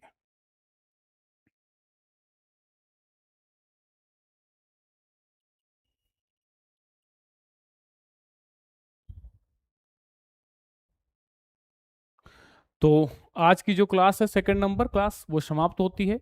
फिर मुलाकात होगी आपसे थर्ड नंबर क्लास में, ठीक है। एक हमेशा याद रखो कि ये प्री ओरिएंटेड क्लास है, और मैं फिर कह रहा हूँ कि प्री ओरिएंटेड जो कंटेंट है, जो सिलेबस है, उसमें अगर फैक्ट पढ़ लिया जाए तो बहुत आसानी से हमें प्री क्वालिफाई कर सकते हैं। मेंस की क्लास नहीं है, बहुत हम कॉन्सेप्ट में नहीं जाएंगे, अदरवाइज क्लास लंबी खींचेगी और कोई उसका आपको अर्थ नहीं मिलने वाला है ना। तो हमें फैक्ट पढ़ने हैं, जहाँ पे कॉन्सेप्ट की आवश्यकता है उन कॉन्सेप्टों पे भी फोकस करेंगे। और पहली प्राथमिकता हमारी किस में रहेगी, तो आप कहोगे हमारी पहली प्राथमिकता जो है फैक्ट पे रहेगी। फैक्ट के बेस पे बहुत आसानी से प्री क्वालिफाई किया जा सकता है और प्री ही क्वालिफाई करने का आपका उद्देश्य भी है। चलिए